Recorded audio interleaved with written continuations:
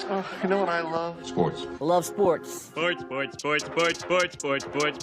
It comes to Texas A&M. Where are you getting this information? Let me tell you. Welcome to TexAgs.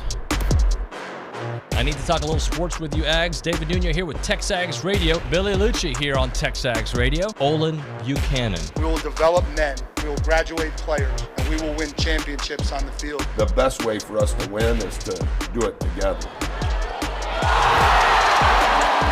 Been in college baseball for a while now, but I've never experienced anything like 12th man. The other schools are like, we're freaking Texas A&M, man. Like, this one's special. The 12th man this past week was unbelievable. The epitome of what this team has done, right? Gavin homers, Jace homers, Braden homers, Chris Cortez, 100-mile-an-hour fastball. You know, if I'm betting on anybody, it's the Aggies.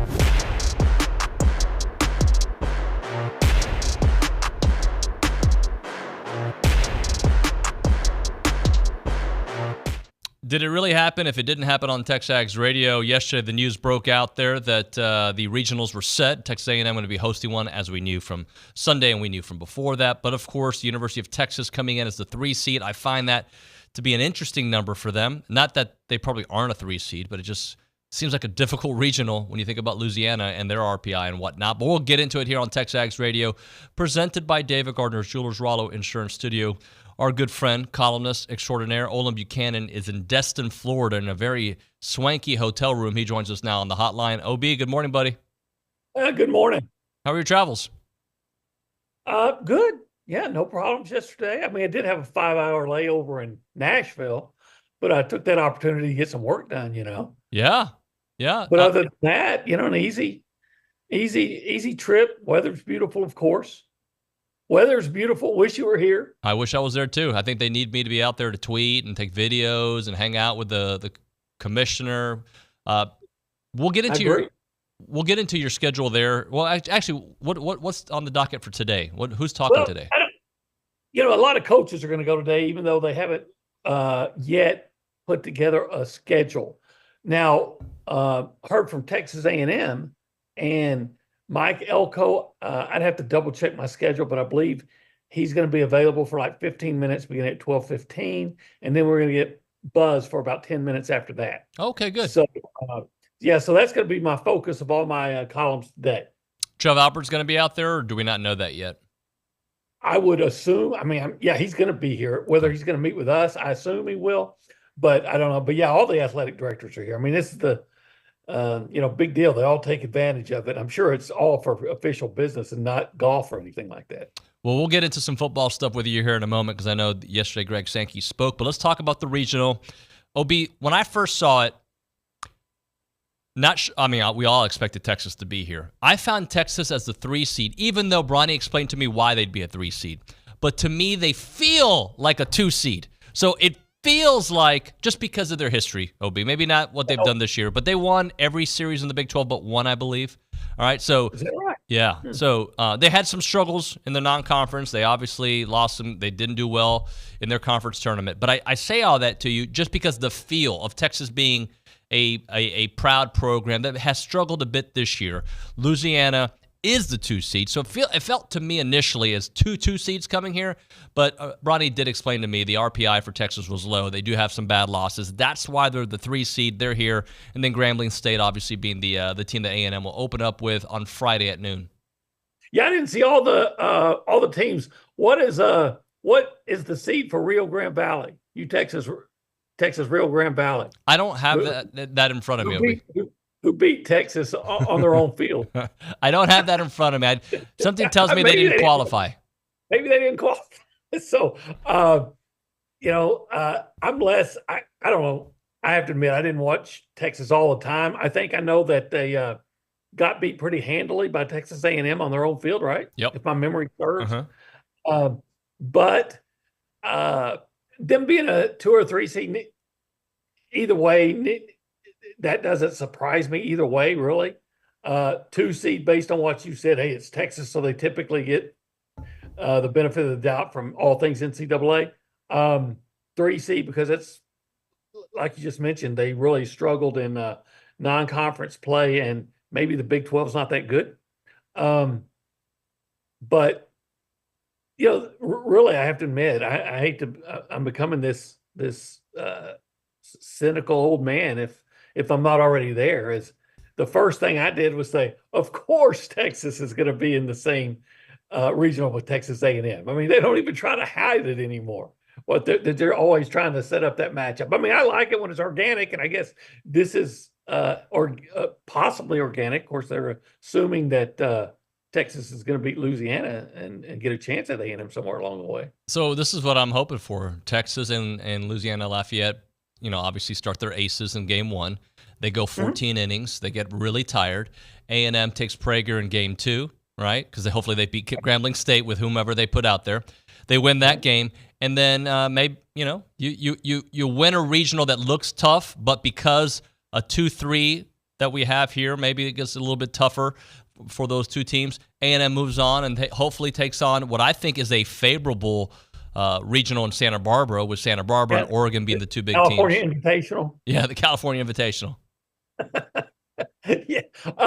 Yeah. Look, just win it. Here's what I hope happens. I hope they beat Grambling, and then I hope Grambling goes on a run and beats everybody else until A&M plays them again. But I think A&M.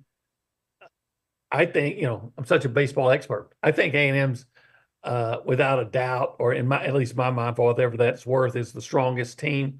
Boy, they're hard to beat in College Station too. So I would think that if any team is going to beat A&M in this regional, it'll be A&M. Yeah, I agree with you. I do agree with you. And we both go kind of like emotional at times, right? Like with how we feel about our sports teams. You way more than me. I'm kidding. Just kidding. But I was saying earlier on a text message that I still have bruises all over my back from the bus that Billy threw me under on the luchador yesterday. Well, but I'm like you, that I worry about things, that I see trends, and I think that is something you cannot ignore.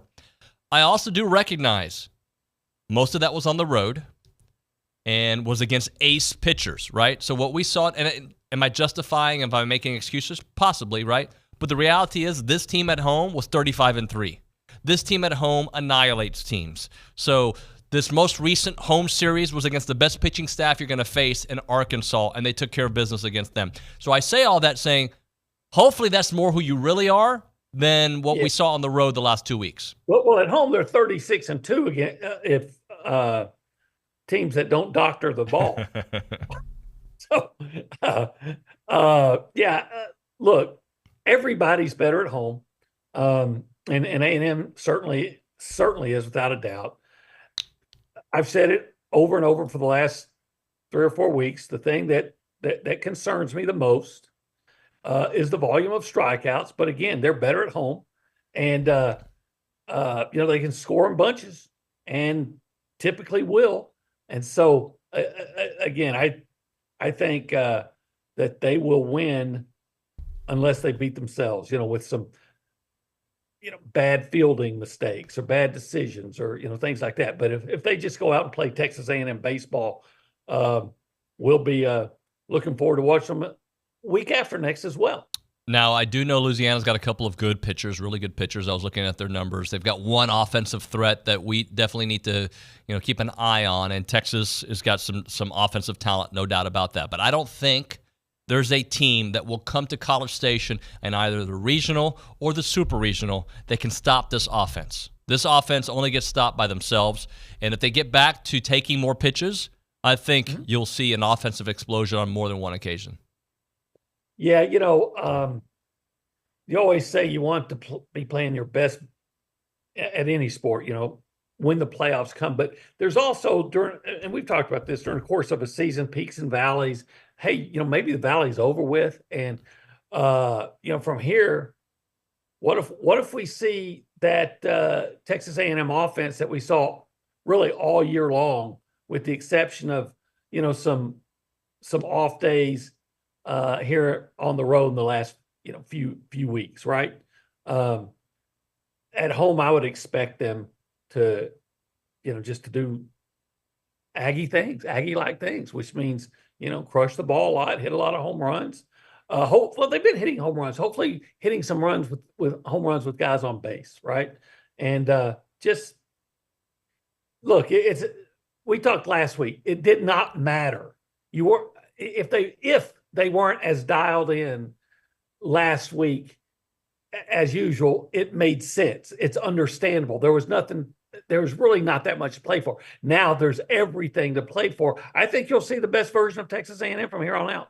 Yeah, I hope so. That is Coffee Talk presented by TexAgs Coffee. Beat the hell out of mornings by going to texags.com/coffee. Get yourself some TexAgs coffee. OB, I got some Sankey things I want to get into, but this one is not from yesterday. He spoke yesterday in Destin. I don't think you had arrived yet. And this is from his chat with Tom Hart during the SEC championship game. And they were asking about potentially cutting sports under the revenue sharing model. That's potentially what's going to come. He says, that's not what we want.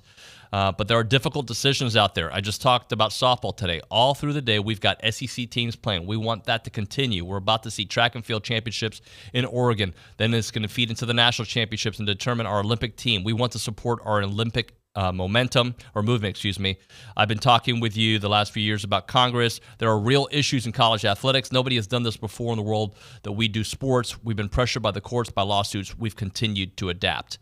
So just another commentary on not wanting to get rid of, the non-revenue sports, but not saying it's not going to happen.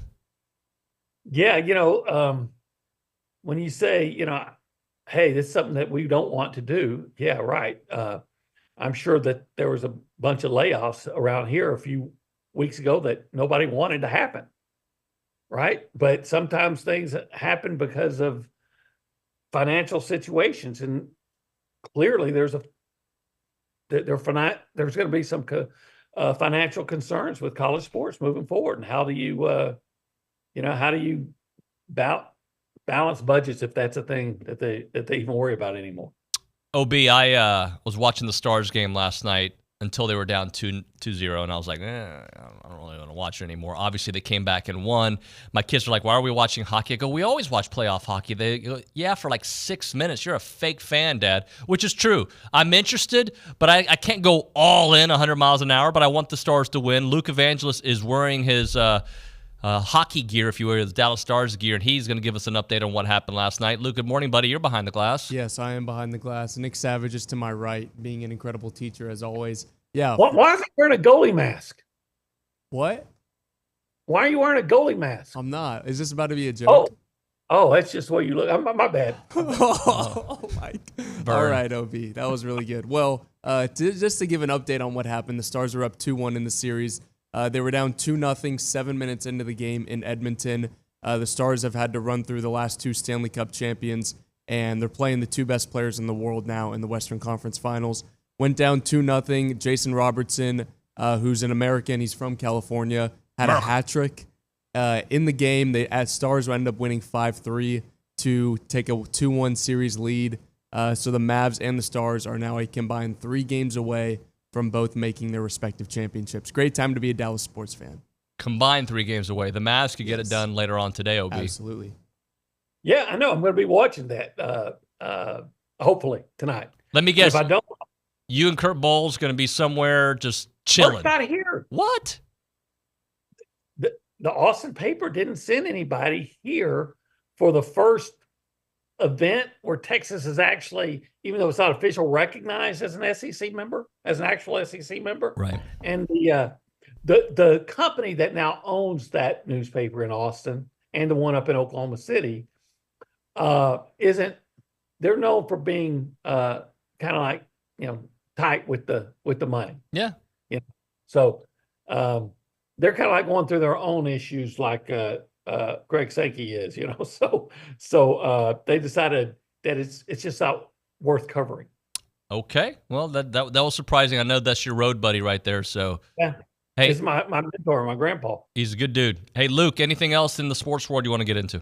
I just wanted to point out that Dallas sports teams are 23-3 in their last 24-3 in their last 27 road games.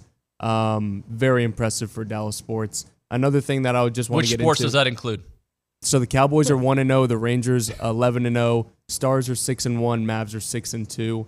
So if I could just get into a little bit of notes I have on the regional, do we have time for that?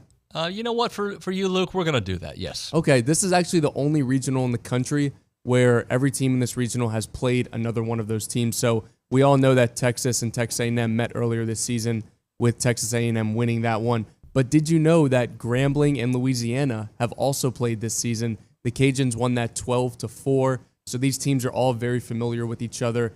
Texas A&M actually played Louisiana. They were the 3 seed in the Bryan-College Station Regional 2 years ago. Texas A&M won the 1-0 game 9-6.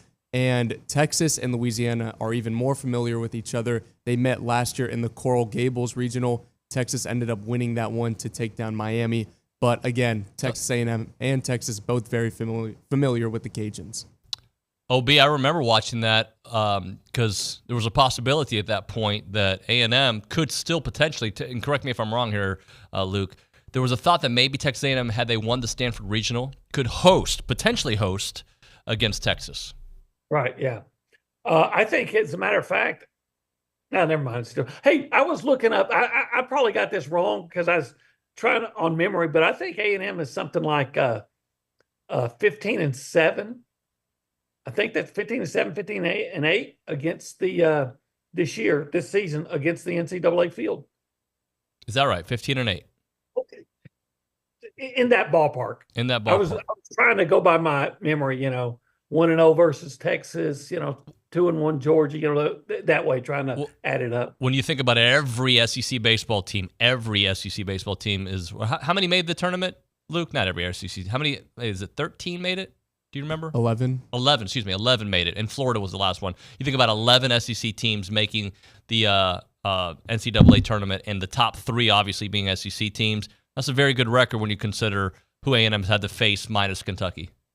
That's right. That is amazing. And so if A&M plays A&M baseball, or if they just play their best or close to their best, they can win this whole thing. Yep, absolutely. I think we all agree with that. They can. Let's go to the Angry Elephant News and Social Center. Aggies gather there at the Angry Elephant. We've got Carson Stein in the house. Carson, good morning, buddy. Good morning, David. How are you this morning? I'm okay. I wouldn't say I'm too high. I'm definitely not too low. I'm pretty good. Pretty good.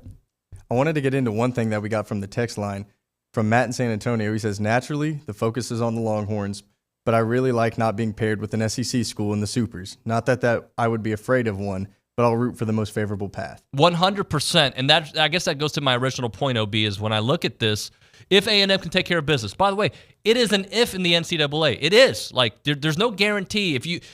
Let's just say you struggle in game 1, which I don't expect to happen, but if it were to happen, be behind the 8 ball with that 2 and 3 seed there, that's going to be tough to climb out of. That being said, if you can get out of this regional, which I think you will, you have a favorable path to the College World Series. Does not mean you beat Oregon, does not mean you beat Santa Barbara, but I don't think they're ready for the kind of offensive onslaught that A&M would bring if they can make it to that point. Yeah, I guess I have to admit, I don't know a lot about Oregon baseball. I know Oregon State's really good. I don't know a lot about Oregon. I don't know a lot about Santa Barbara? San Diego. Oh, yeah? And is Long Beach one of the other teams out there? I don't know, that's playing in the California Invitational. I don't know. I mean, anyway, Santa Barbara, I know they're the Gauchos, I think, and real pretty campus and everything, but I'll just say that A&M. I've got it right here, OB, if you want to hear it. It's UC Santa Barbara versus Fresno State, Oregon versus San Diego. Right, okay, Fresno. So I believe that, again, get past this week, which I think they will, play Texas A&M baseball, especially at home. And, TexAgs will be heading up to Omaha again. Yep, let's hope so. We'll hit a break here. We'll come back with more. OB is there live on location or reporting from Destin. Sandestin, to be exact. But right now I'm just in a hotel room. I'm going to go ahead and tell you. There's not a lot of things I'm jealous of you of, but I am jealous of this. And I mean that with a lot of respect. It's a good gig. Yeah, you've got it. I wish you were here because we'd have fun. I'm gonna have to try to do some video, tweet, right? And quite frankly, I get tired of going, hey, table for one. No, I know, buddy. And I mean, we'd have a great time until about 9:30. It'd be a blast. Yeah, maybe even 9:45. Well, they're East Coast, 10:45. It's Central Time. Oh, it is Central Time. Okay. Disregard. 9:45 it is. All right, we'll come back with more OB there live in Destin. Right now we're talking about career opportunities at the Association of Former Students. You want to come back to Aggie. And I'm talking to those few that are listening, those many, I should say, that are listening right now. They're like, you know what, Nuño, you got it right, man. You moved there a couple years ago. I've always wanted to live there. I just need the right gig. I need the right job. Well, the right job could be through the Association of Former Students because they're looking to hire great people for opportunities at the association in different departments, fundraising, former student programs, and much, much more. They are the nation's premier alumni association and the oldest organization supporting A&M in support of that Aggie network, and they play a part in every Aggie story from Howdy to here.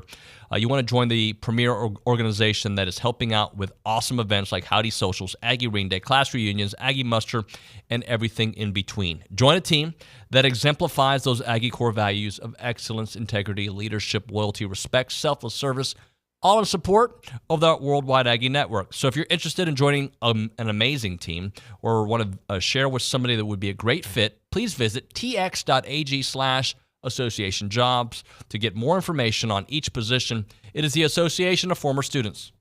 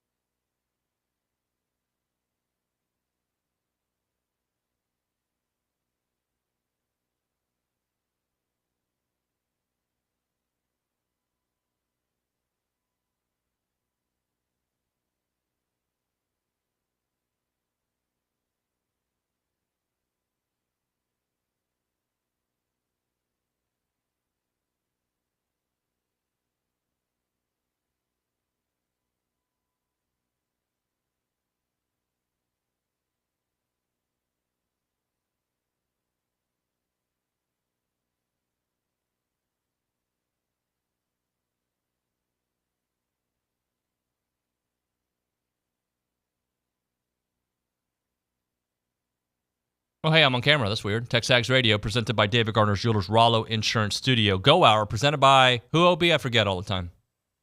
CC Creations. Oh, thank you. Thank you for reminding me about that. Obie, let's do the performance of the week. We got several we can get into. I'm going to allow Luke to help us as well. I'll let you get the first one. Any team, person in particular that you would like to do for our performance of the week? Well, I typically like to focus on Texas A&M, but I have to admit I've been pretty impressed with the duo of Luka Doncic and Kyrie Irving. They deserve a lot of the props. Absolutely. I'm looking at these notes that averaging about 30 points a game. Yeah. Here's a note. Here's a note from, I think Luke put this on there. Looking for the sweep tonight. 33 points in each game 3. The Lukai duo is written on here. Is averaging 60.3 points together against the Timberwolves. Yeah, and the Timberwolves, I thought, was the team that that the 4-letter network was always saying that that they're a lock to win the championship. Yep, no doubt about that. Let's give softball some love. I'm gonna do Maya Perez for me, all right? Because the dramatic moment on Saturday where it feels like, look, they ended up losing the game. But it's kind of like, Obi, I kind of feel it's the same thing as Anderson Garcia's 3, right? To force more action against the University of Houston. That's what Maya Perez did. You felt like, not that they were going to be eliminated there, but they played on, right? They allowed that. And I think Maya, first career home run to tie the game at 8, down to her last strike with 2 outs on there. Also her first extra base hit, a blast. So to me, that's one of the performances of the weeks. Well, it was a performance of the week, WEAK, is the NCAA for having Texas A&M as a number 16 seed. When even the coach at Texas is saying, this is ridiculous that we had this matchup now. That matchup probably should have been happening in Oklahoma City, and it's just the NCAA gerrymandering playoffs again to always trying to set up a certain matchup that if it happens organically, great. And it just, that game, that series or game should have been played on a neutral site because there's no way that you could justify, except in the, again, NCAA gerrymandering process, that was set up this early in the playoffs. Shouldn't have happened. I 1,000% agree. It just goes back to, you can predict the storylines are going to happen. Before the NCAA tournament, there was a part of me that was like, I could see Nebraska being paired up with A&M. And then when the women's came, I go, wouldn't that be ridiculous if they did it again?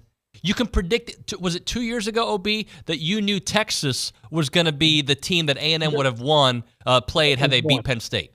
Right. Just like in 2016, I think it was, in Oklahoma City, it was going to be Texas and Texas A&M in the second round, but then Texas lost on a half-court shot. So right. There, and it's fine. I want A&M to, I'm not afraid as an A&M fan for the Aggies to play Texas. But like I said, I want it to be organic. Right. I don't want it to be because the NCAA is constantly gerrymandering it to try to set up the matchup. When are you doing that to everybody? I mean, I know they do it to a certain degree, but are you doing it to everybody? If there was no way that A&M should have been a 16 seed, especially we talked about Alabama, right? Who A&M had a better record in the conference, finished ahead of them and beat them. And somehow Alabama's like a 13th seed and A&M said, but it's only so they can set up that matchup. And that crap's, we'll stop next year, but it should have never happened. You have to have integrity of your sport and do things that are just fair, that can't be, that are beyond reproach. But the NCAA, they're not beyond approach. Luke, why don't you give us the last couple of softball players for us? Yeah, I want to give it to 2 senior leaders on this team. Year 2 and Trisha Ford was obviously incredible, but a lot of that does not happen without senior leaders like Trinity Cannon and Julia Cottrell, who really stuck it out and helped transform this program. Trinity Cannon was obviously the star of the weekend outside of Emily Kennedy. 5 for 9, 3 home runs, 7 RBIs. There was a point in time in the second game where she was actually outscoring Texas by herself. She was hit by pitches 3 times and walked once, and she was just simply a superstar in the biggest moments when Texas A&M needed her. Julia Cottrell, we talk about the Game 2 home run to tie it. A&M came so close to having a similar moment like that in Game 3, 7th inning down to their last. I believe there were 2 out. There was 1 out when the Cottrell 3-run homer happened, but still an equally impressive and incredible moment, just encapsulating throughout that entire weekend. Texas A&M would never go down without a fight, and that was exemplified by one of their youngest players and then 2 of their oldest players on that team. Just overall, a very impressive showing for Trisha Ford in year 2, and could not be more proud of those senior leaders who helped transform the program. Good stuff there, Luke. Thank you very much. You're exactly right. And I think we'll have Trisha tomorrow on the program. So we'll catch up with Trisha and get a post the end of the season kind of review and get her thoughts on everything. We'll hit a break here. We'll come back with more from Destin as OB is hanging out there. Right now we're talking Heritage Films. That is a company that makes documentary films about events in life, like really cool events that you may be a part of, right? Documentaries are not always about autobiographies, I should say, are not always about like just your life. Well, those are. But what Chance does, he does these documentaries that are about events that are important to your life, about people in your family that are important, your family business, your family ranch. He does it in a 2-hour documentary, and it is done at the highest level, the best way. It's so good. Chance McClain did it for my dad a couple years back, and it was an awesome documentary. My dad's going to turn 94 this July, and we were so blessed to have his story told. And I got to thank Chance for doing it, because there was things in that video that I thought I knew, but then hearing my dad with so much clarity, watching it with my kids and my wife and my brother and his family was just the best thing. I highly recommend you check out yourheritagefilm.com. You can also do a YearFlix, which is a 20-minute Q&A video reserved for the younger kids in the family, right? You can do it for a 6th grader, a freshman in high school, a freshman in college. When they get their Aggie ring, do these little parts of these I call them, what do they call it? Benchmark videos, if you will, about different things that they're into at that phase of their life, like a Facebook memory on steroids. The website, yourheritagefilm.com, 713-893-8341, 713-893-8341.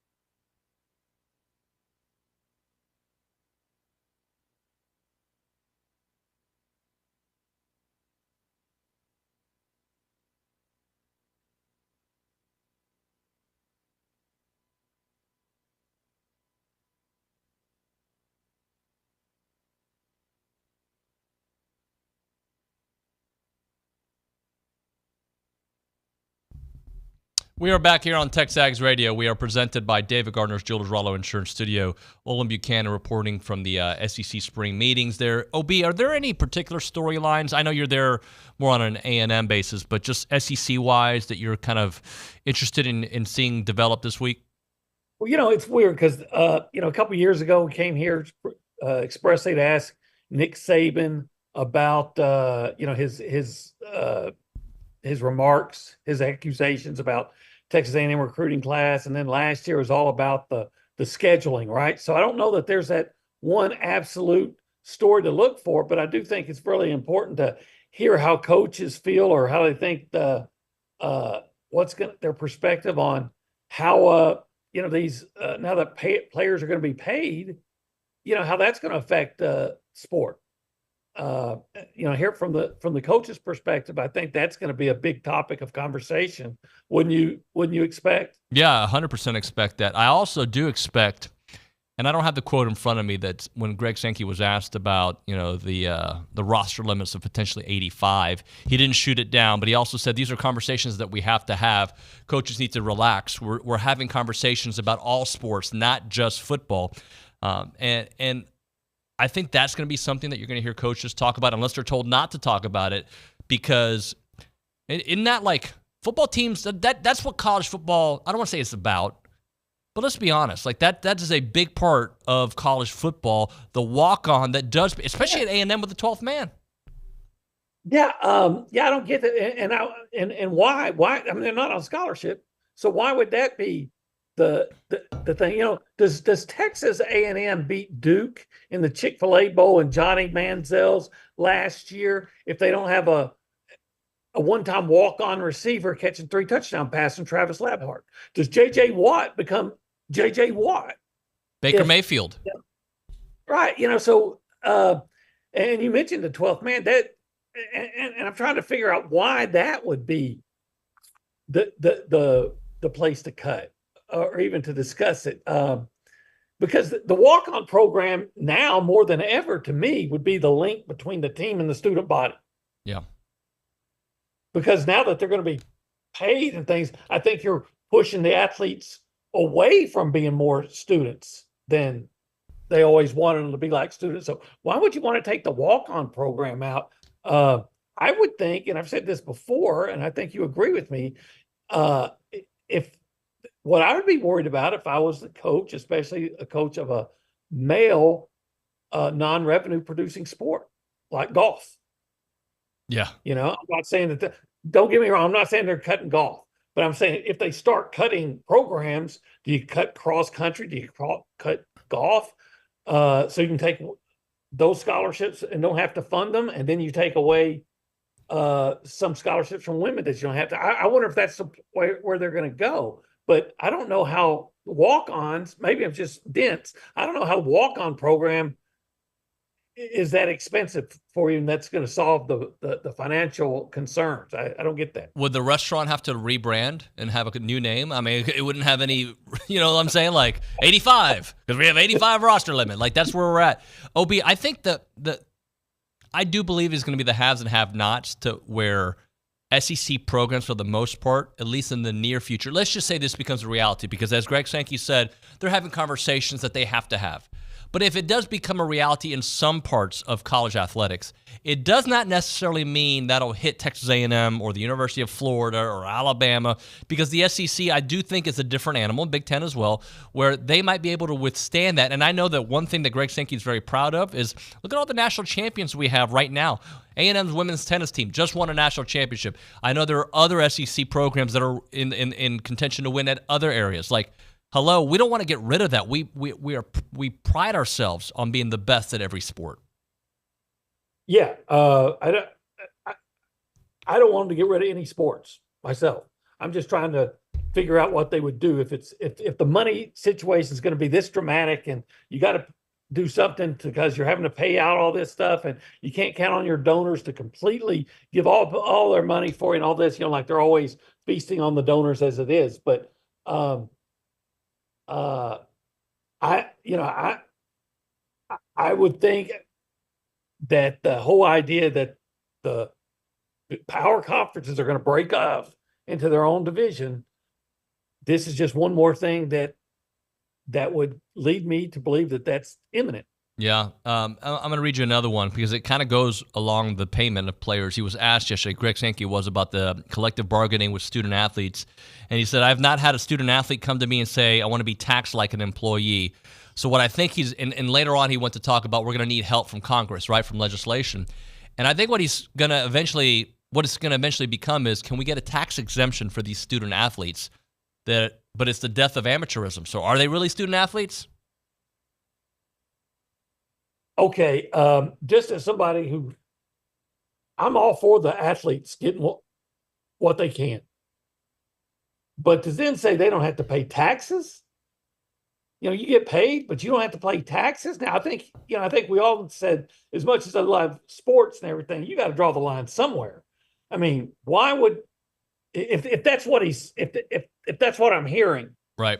That, hey, we want it where these athletes are going to get paid money, but they don't have to pay taxes. And I think every citizen that's having to pay taxes should be say, hey, hold up, then make that make sense, because you're already getting a free education and all that comes with it, and now you're getting paid, and now you don't have to pay taxes. Well, I do think, though, regardless of the taxes and the payment from the universities, at some point they're going to try to get help for NIL. And because NIL being... They didn't. Sorry? Well, yeah, because they didn't take care of things, 10 years ago. But the spirit of NIL, what they wanted it to be was, hey, Rollo Insurance wants to sponsor, Connor Wigman. By all means, let's do it, right? Gabriel Brownlow, didn't he? Let's do it. Not necessarily the collectives, which, by the way, I think you take advantage of the situation you're in. I think it's great that we have collectives that are taking advantage, because all this stuff was not out in the open before. It's now out in the open. But I think they want help with that, because now there's going to be two revenue streams for these student athletes. There's going to be your traditional college payment, right? All right, we're going to pay you $40,000 a year to go play A&M football, whatever the number is. And then, oh, by the way, you can take advantage of this NIL opportunity for this speaking engagement or this awesome grocery chain here in town. Yeah. And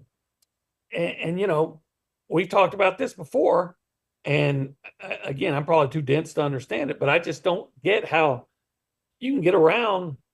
Yeah, you can say, okay, every university's capped at paying athletes, $40,000 a year to play here.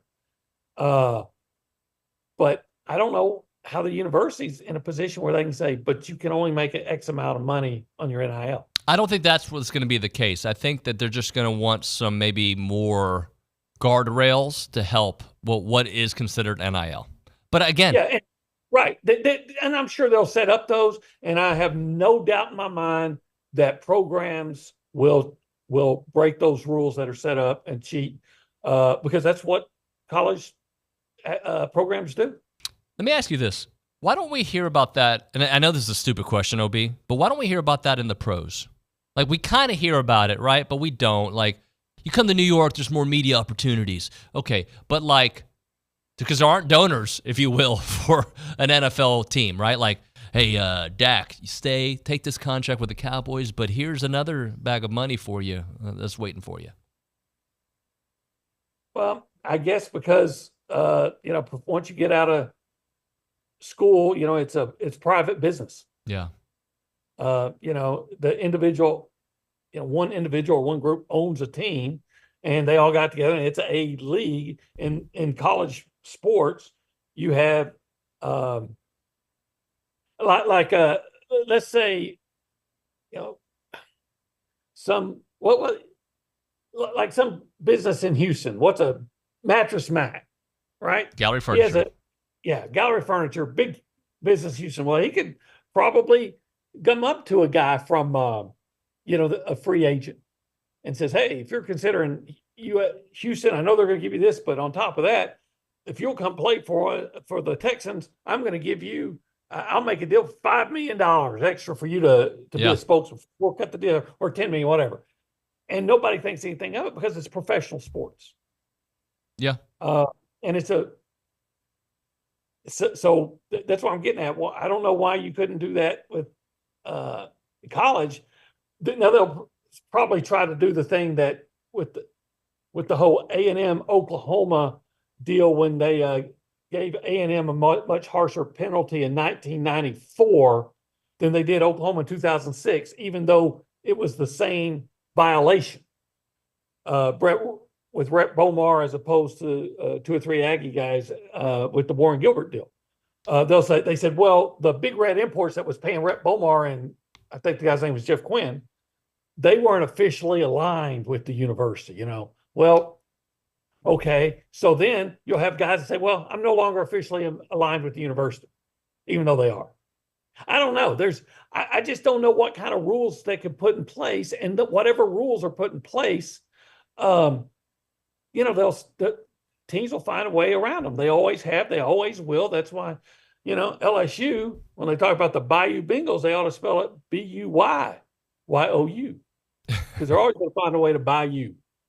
Obi, let's hit a break here. When we come back, I want to talk to you about something that Sankey said yesterday that's not big news by any stretch, but I think this is the way it should be, especially for people spending hard-earned money thinking about traveling. So we'll talk about that when we come back. Right now, though, we're talking about Rollo Insurance. They are the official insurance provider of TexAgs Radio. The difference is real. You know their story. They're an independent insurance company built around educating you on exactly what you're paying for, doing the shopping for you so you can accomplish your insurance goals. My insurance goals are at the moment, spend as little money as possible and be as protected as possible. That's what I need. Oh, and by the way, I have 15-year-old boys that are going to be 16 in a couple of weeks, or actually in a month. And, what kind of insurance can I put them in to be completely protected but not cost me an arm and a leg? Oh, it's going to cost me an arm at least because they're, of course, not under 25. They're going to be 16. And that's what Rollo is going to do for me. And I've already started having those conversations with Morgan and the crew out there. They can help you in whatever insurance situation you have. And here's the biggest thing about them. They're local. They are Aggies. They're right here in town. They will take care of you. Their headquarters is on Highway 6. You certainly want to check it out. They got 53 offices in the great state of Texas, but you can find them all over the place. Utah, you name it. They're all over the place. Rollo Insurance is the gold standard when it comes to getting your insurance. So the phone number, 888-44-ROLLO, or go to rolloinsurance.com. That is 888-44-ROLLO or rolloinsurance.com.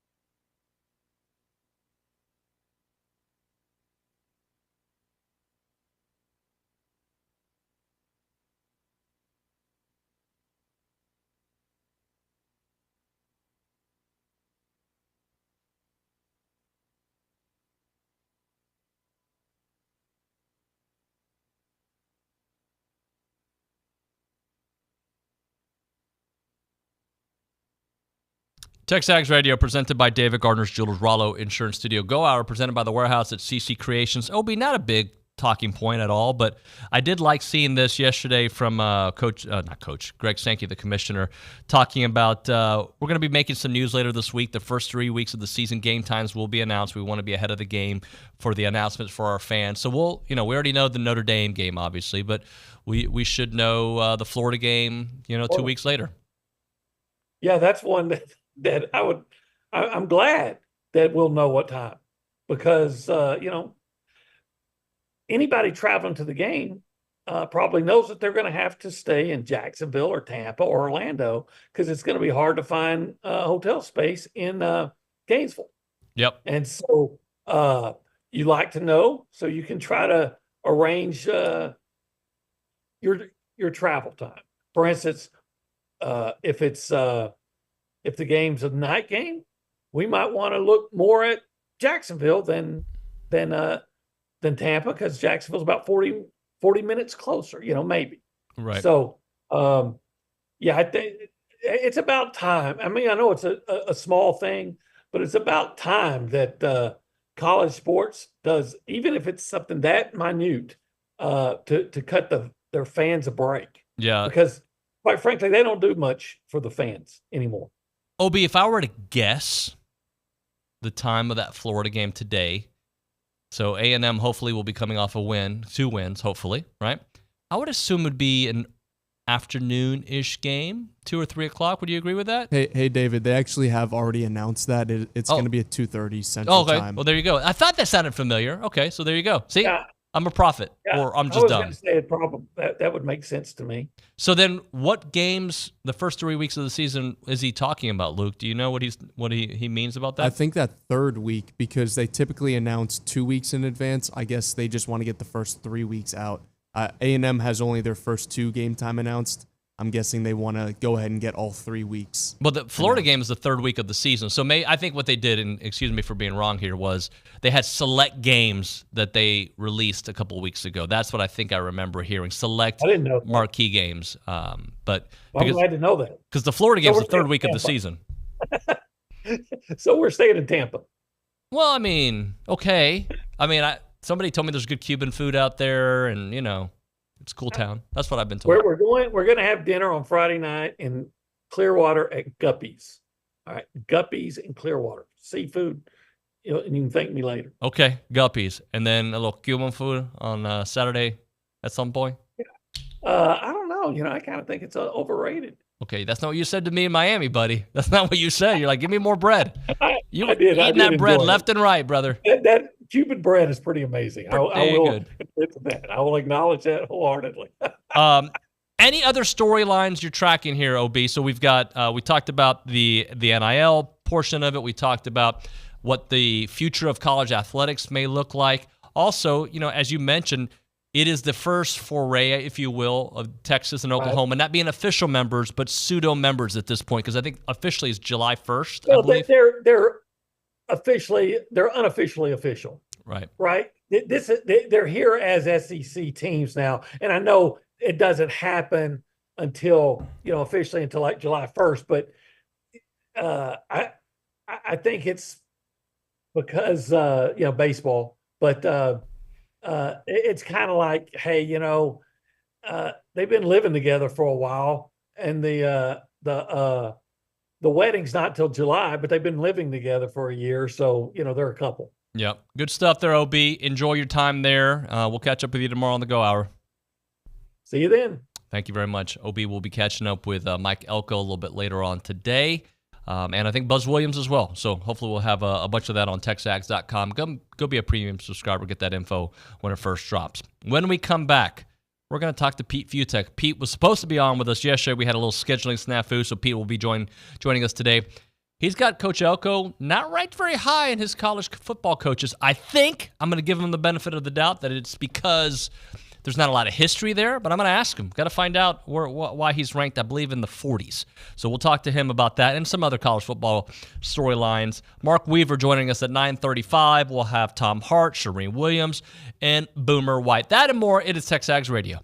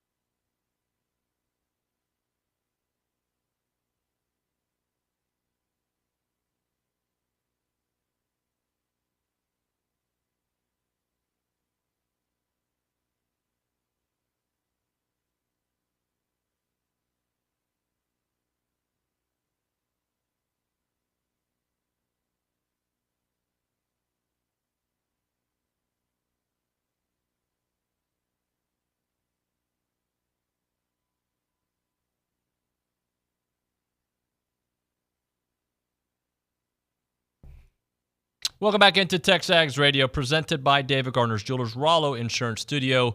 Let's talk a little college football from a different perspective. Pete Fiutak, collegefootballnews.com, joining us to break it all down. Pete, good morning, buddy. How you been?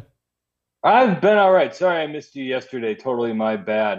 My fault on Memorial Day. But I'm here now, and I apologize for missing yesterday. All right. So I'm not going to argue with you. I just want some perspective, all right? So I saw your article on ranking the coaches, okay? Yes. And I'm big on Coach Elko. Number 44 seems low. Is it based on he just hasn't coached long enough? Is that why he's 44? Totally unknown. That's part of it. Is that it's one thing to be at when we did the rankings for this, it was really based on a combination of what you've done, how hot the coach is, how good he is right now, who we want. It's a very loose criteria here. So basically, the newer head coaches were ranked a lot lower. But yeah, he was great at Duke. I mean, the guy succeeded. He put together great defenses. Last year, he was able to keep on going, even though his star quarterback, Riley Leonard, is now at Notre Dame, hurt his ankle. And, here's a guy who originally going into the season was considered to be a top 15 overall draft pick, and he only threw 3 touchdown passes, and they still won. So, but we will see. Let's put it this way. Had we done this, I think we did this piece back in the day, but when Jimbo Fisher first took over at Texas A&M, we probably would have had him ranked a lot higher than this. So you never quite know. And that's the thing with coaches. Everything might fit and it doesn't work, or everything might seem like, who is this guy? And then all of a sudden he becomes a rock star. So coaching, you just never quite know. And recency bias plays a role, right? So if a coach let's say a coach has been 500 97% of his career, and then last year they make the playoffs, it kind of boosts them up, I would assume, because of the most recent season. Jedd Fisch would be probably the number one guy for that, because here's a guy who didn't really coach a whole lot, had a little bit at UCLA just for a moment there, but then at Arizona they stunk their first year, built up the second year, and then last year they became awesome. So he became one of those guys who's kind of like the hot guy, going right now, because look, he built up Arizona, and now he's at Washington. So it really is a momentum sort of thing as much as anything else. And again, it's a loose criteria. At the end of the year, we completely blow it up and start over and do all 1 through 34 again. But for right now, going into the season, Elko, just only because he's an unknown at this point. And, but again, with that said, it's not fair to him to say, hey, look, make Texas A&M a national champion in 1 year. It might take a year, might take 5 years. Remember, Harbaugh took a while. Dabo Swinney took a while. It might not be an insta fix just because you got a new coach. So when all these new guys, especially at a place like Texas A&M, and a guy like Elko, give him a minute to get this thing up and going. Let me give you a reason why it can be an insta fix, because every game that they've lost, not every game, but 95% of the games they've lost the last couple of years have come down to a play or two. Right, and I know you can say that about a lot of SEC teams. I was just going to say, welcome to the SEC. That's pretty much an NBA playoffs this year and the SEC every year. That seems to be it, yeah. But I can point to situations where, like, A&M is in control of the LSU game, complete control of the Alabama game. And there was an offense that was antiquated. There was some defensive issues that I think Elko has fixed. So, yeah, I don't know if I have them as a 10-11 win team. I'm more on the 8-4, 9-3 track. That being said, if things pan out the way I think they should, if that offensive line is legit this year as opposed to what we've seen the last 3 years, then why not 9-3, 10-2? Yeah, here's the difference with that, though. This is where we have to kind of change our perspective. There is a humongous difference this year between 9-3 and 10-2. So before, being pretty good in the SEC, hey, you went 10-2, great. Here's your nice bowl game on New Year's Day and a peanut butter sandwich. Have fun with it. Now you go 10-2 in the SEC, you're in the college football playoff. If you look at the history of the how it would have worked out in an expanding college football playoff, 9-3 gets you close, and some years might actually get it done. But 10-2. Pretty much, especially if you're Texas A&M with that schedule, you're going to be the 12th-ish ranked team in the country, and you are going to get in. So you're right. I think it's more like, the expectations with that schedule, like you said, because every other SEC team too, I know I was being snarky there, but it is true. every other team is out there really is like, hey, look at Alabama a couple years ago. We probably win the national championship if not for those plays against LSU and Tennessee. So that happens, but they can be. You're right. They can be in the 8-ish range, and then but for the right breaks, you get to 10 wins, and then you're in. So you're talking about 10-2 being that threshold to get you in. Is that why you see 5 SEC teams making the college football playoffs this year? Yeah, I mean, if you look across the board, and plus the non-conference schedules aren't too bad for some of them. Just about everyone has their one big non-conference game, but that's it. I mean, if you've got so much parity and so many even teams, getting to 10-2 is possible in an expanded league with so many different parts here. The problem going forward is going to be those mid-range teams. Forget the idea of, we're going to win the SEC championship. But, if you're a Texas A&M, doing that this year is, not impossible, but it's very hard because now you got to be in the top 2. But who cares? As long as you're in the top 4 or 5 of the SEC, you're still playing for the national championship potentially. So it's going to be a different way that we're going to have to view this going forward. But if you're one of those mid-range programs, like if you're a Mississippi State, God bless you, because competing for the SEC championship is going to be really hard in an expanded league. Now you got to finish 1 or 2 to get into the championship game. Talking to Pete Fiutak, let's talk about that first game of the season. Game day is going to be here. A&M, Notre Dame. We know all the storylines. Elko's first game. Riley Leonard taking on his former coach. He's the new quarterback at Notre Dame. What do you think about Riley Leonard as a quarterback overall, and what do you think about that matchup? Where does, again, there's so many unknowns in college football now with all this roster turnover, but what do you think here as of May the 28th? Great test all the way around because Notre Dame is just that good, and their schedule isn't all that bad. If you go right down the list, I mean, on a whole, yeah, you're like, wow, there's a lot of tough games on the schedule because they do play a half ACC slate, but if you're Notre Dame and you are probably a top 10, worst top 15 team this year, you are looking at that and saying, you know what, we are going 10-2 with this, but you can't miss it right out of the gate against the Texas A&M. And if you're Texas A&M, this is a signature win right out of the gate. I mean, again, you look at the A&M schedule and say, well, you're going to have to pick off some teams somewhere in here to get to 10-2, if not 8-4. And Notre Dame is one of those games where if you're going to get them week 1 because you are talking about so many unknowns because you don't have a preseason. But you ask about Riley Leonard when he is healthy. Yeah, it is true. Last year, the scouting was kind of right. You look at what he brings, his mobility, his size, overall his accuracy. And he is, I think, one of those sleeper guys who doesn't get talked about right now because of last year's bad stats. But he is a potential first-round overall draft pick and the best quarterback that Notre Dame has had there for a while, including Sam Hartman last year. So Marcus Freeman's done a great job of building that thing up. He was, everyone knew he was going to need a little bit to get everything in place, and now he's hitting that ground running this year. So all the way around, great game for Texas A&M because, look, if you lose tight, not the end of the world because Notre Dame might be that good, and you might win this game. So it's a good first game for the Aggies. Again, way early, but to me, the key matchup is going to be Notre Dame's offensive line, which I know there's some question marks there, versus the rebuilt, if you will, Texas A&M defensive line that has a lot of mainstays that are back, but the addition of Nick Scorton. Oh, he's going to be amazing. I mean, I know the spring game has jacked everybody up, but he was great. I mean, he was a great get out of the transfer portal. At Purdue, he was very good.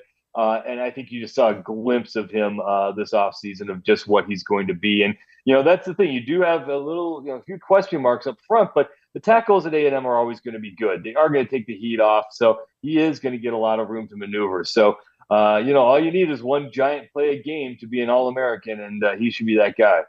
All right, talking to Pete Fiutak here on TexAgs Radio. Let's talk about the settlement in college football, or college athletics, I should say, and what the future you think is going to look like, because there's still some unanswered questions and some ink that has to dry.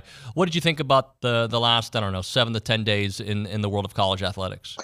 It's obviously a seismic shift in how the cake is being baked. But at the end of the day, I just don't get that fans care. Maybe it's just from page views. Maybe it's just from people who want to talk about it. All anybody wants to talk about is the video game. That's the number. Forget about the beginning of the season. It is NCAA 25 that everyone cares about more than anybody else. That's what's being discussed.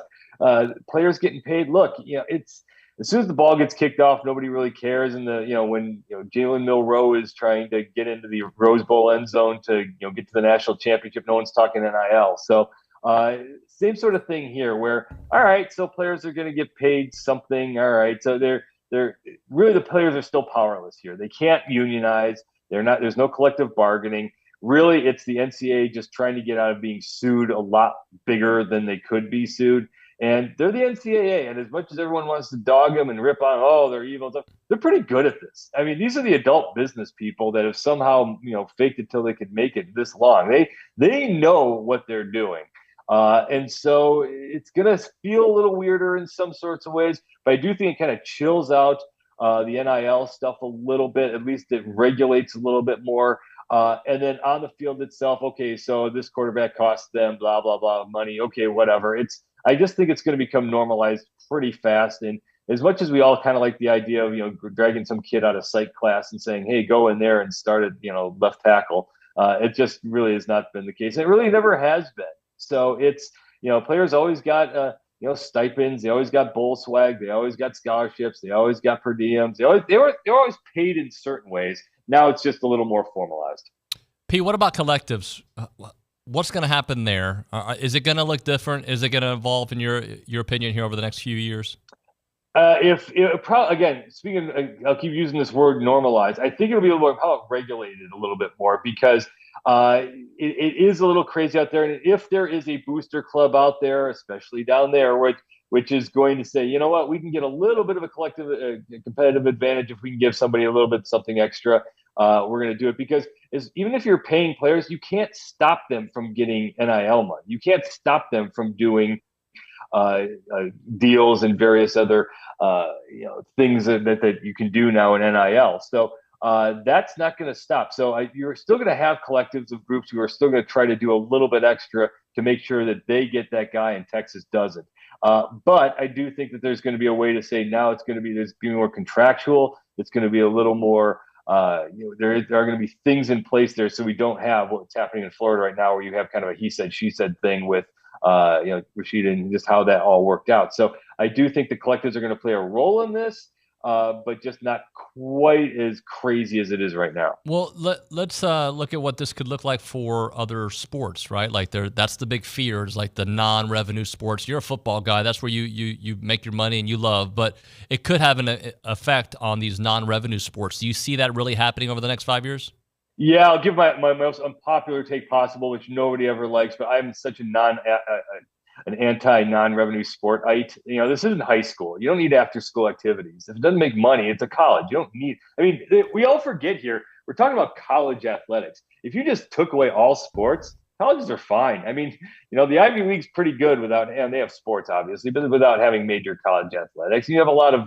You look at the U.S. News and World Report top 25 schools in the world, and MIT, you don't really know about their football team. So if you lose sports, it's just not that big a deal. You do have to deal with Title IX, and you do have to give equal footing, and that's where this whole thing has been murky so far. Is they haven't quite figured out with, okay, you're going to pay players. Well, how are you going to pay the star quarterback compared to the backup punter? Well, how are you going to get this so it's even across the board? Because the women, do need their share on this. And so you do need to have the non-revenue sports to make sure it is an equal playing field so that everyone gets to participate. But now you got to actually do it. Now you got to actually figure out, how are we paying X amount here and X amount there? So it's still going to get a little sticky for a while. But look, if you get rid of non-revenue sports, I went to a school that lost its baseball program my freshman year. Everyone was mad for about 10 minutes. And no one thought about it again. So it's college. You're supposed to go there for college stuff, not really sports. But most schools don't make money on basketball and baseball, right? Like, and unfortunately, those are big money makers also when it comes to tournament time. Oh yeah, and so that's a little bit. You can still do it. I mean, I still get the idea that football still pays for everything, and college basketball and women's college basketball now in some places pays for everything. It's just going to be interesting how they have to figure this out, because again, if you're going to start getting these contracts to quarterbacks and Heisman and NFL caliber defensive linemen, all right, well then what are you going to do to even this out? Again, for the women's side of things, who you do have to build that up, because we see what happens when you do invest and care about women's sports, look at the explosion of women's basketball right now. So I mean, that's from a business side of thing, not along with the interest side of this. So there is a reason why you do this. It's just how do you do it? They have not quite figured that part of it out. Hey, Pete, what about the roster limits that are potentially going to happen? They say 85 might be the number, no more walk-ons potentially. What do you think about that whole thing? Yeah, I'm actually, you kind of have to, because you want to talk about the haves and have-nots, then you go back to the really old days, where you just stockpiled all the talent and, you just kept it all to yourself. If you were a big school like an A&M or an Alabama or someone like that, your team full of second and third teamers and walk-ons and things could have played, could have started anywhere else. So in terms of competitive balance, you do have to do a little bit of that thing. But the thing that has to kind of keep being remembered here is there is no competitive balance in the history of college football. If you look across the boards, 15 schools have basically won everything. You have maybe an outlier. You have a Georgia Tech who won half a national championship here or there. And, forget about the good old days with Princeton back in the 1800s and Yale. I mean, but like in the modern era, it's Ohio State, it's Alabama, it's Georgia, it's all the big giant names in the history of college football. So this idea of we're going to have like NFL like parity. Well, that's never going to happen. Vanderbilt's never going to have the same facilities and same stuff that a Texas A&M is going to have. And that's just kind of always been the way it is. Doesn't mean they can't compete. Doesn't mean they can't, find a year where they do find their way into the top 12 and get into the college football playoff. But in general, you're not going to have this professional leagues where you do say that a team from a smaller market, can rise up just because, the NFL has all that competitive balance. You're just not going to get that in college athletics, especially football. Pete, you expect Jalen Milroe to have a huge year. You think there'll be the transition with Kalen DeBoer's offense will be just fine for him? It's going to be fun. I mean, look at his offenses. At Fresno State, Jake Haener was one of the best in the country as soon as he took over. They wing that ball around the yard. Michael Penix Jr. was okay. He was good at Indiana. And all of a sudden he was throwing for 450 yards a game at Washington. That offense is brilliant at getting the ball out of the quarterback's hands in a hurry and getting the wide receivers in wide open spaces to do big things. So it might take a little bit. I don't know if they have the exact personnel, but if you're a quarterback, I don't know why you wouldn't want to play at Alabama and play in that offense and, be the 8th pick in the draft in the near future to the Atlanta Falcons, because they're going to just keep winging that thing around and they're going to throw it and throw it and throw it. And Milroe is going to be a statistical superstar. Let me ask you one more. DJU there at Florida State, what kind of he obviously had not the success he wanted at Clemson, and that could be attributed to the offense that they had there. How do you think he transitions there to Florida State? That dude's agent owes me money. From day one, I have said this guy is, if you're looking for who the number 1 overall draft pick is, and you want to create that quarterback in terms of size, arm strength, mobility, just skills, everything, he just hasn't been consistent. For him this year, it's got to be one of those things. And whenever you talk to quarterbacks, college quarterbacks, and say, yeah, by year 3 or 4, now 5, things slow down to a crawl. Where that's what has to happen for Uiagalelei. He's got to be able to read everything faster. He's got to be more accurate, and he's just got to be a lot more consistent, because we saw this as a freshman against Notre Dame. He ripped it up. We saw it at times. When he is on, he is as good as any quarterback in college football. And now at Florida State, with all that talent around him, he's got to be great. But because if he is really just that good, if he is a first-round draft pick, then yeah, Florida State with that schedule, they're right in the mix for the national championship then. All right, Pete, last thing for you. I said last thing before, but it just kind of rounded out with Coach Elko again. Let's just say they have that 9-3, 10-2 year. You expect him to be in the top 15 at that point? Oh, yeah. I mean, we'll get him up there at some point. Who do you beat? How do you how's this season go? And at this point, it really is just about advancing forward. Just have a better season. Just, again, you're not expecting national championships yet. In the near future, you are. But just be in the competitive fight for the SEC championship, and that's where Texas A&M should be every single year. I mean, again, why can't A&M be in there, included with, who's going to win the SEC championship there? Well, Alabama, Georgia, LSU. Well, Texas A&M should be right there, and now it's Texas in that mix. Beat Texas, and Mike Elko is going to be right up there fast, and everyone's going to love him. Do you think people had A&M fatigue or Jimbo fatigue when it comes to preseason expectations? Everyone kind of forgets how close they really were in 2020. I keep arguing that they deserve to be in the college football playoff that year. So I do think that it was just more kind of like you know this, man. We've always talked about this. Who's done the least with the most, and that's A&M. It's like you've got Jimbo, you've got unlimited resources. At least be a lot better. And Georgia sort of captured on the sort of Alabama slight slide better than what A&M was supposed to do under Jimbo. So let's see if Elko can do it again. He's not the splashy, big name of other guys might be, but like you kind of alluded to at the beginning, he is a rock solid head coach. He did a great job at Duke, and let's just kind of see if the A&M, if anything, kind of flies a little bit under the radar. But if they beat Notre Dame to start, then all of a sudden they're going to be on everyone's mind going forward. Pete, great stuff, man. Thanks so much for making time. Anytime. You have a great one. You too. Pete Fiutak, College Football News. Always a great guest. Good analysis there. We'll hit a break here. We'll come back with an open segment, get to your text messages and your phone calls at 979-693-1150. Right now, we're talking FBS Appliance. Their team of experts are there to help you with all of your appliance needs. They helped us when we moved into our new home. They made it so easy, and they helped us pick out the right thing. They carry the right brands to make your life easier, and appliance to fit any budget. They've been caring for Texas since 1988. They have all the trusted brands out there like Bosch with their expert staff of trained installers to guide you through that entire purchase, because at FBS Appliance, they want to be your trusted appliance store out there. And their services do not stop just at sales, guys. They offer expert installation carried out by skilled technicians. They understand the intricacies of installation. They'll have a pre-walk video allowing their visual assessment of the space before installation. That helps them identify any potential challenges or adjustments. They're committed to delivering an exceptional customer service experience from start to finish. You can trust them to provide unparalleled service and support there at FBS. Visit any of their 8 showrooms across Texas or find them online at factorybuilderstores.com. Again, that website, factorybuilderstores.com.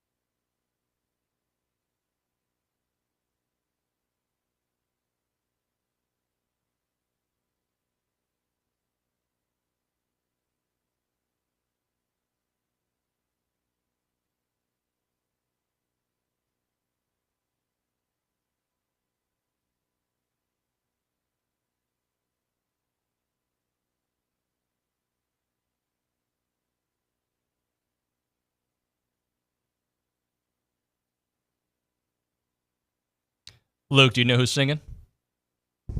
No idea. Gosh. I didn't grow up in this era either, but I know things. Carson, come on. I know your dad played this for you in the house. Not at all. Could not tell you. Could not give you an answer. Thank you. Gosh. Youth.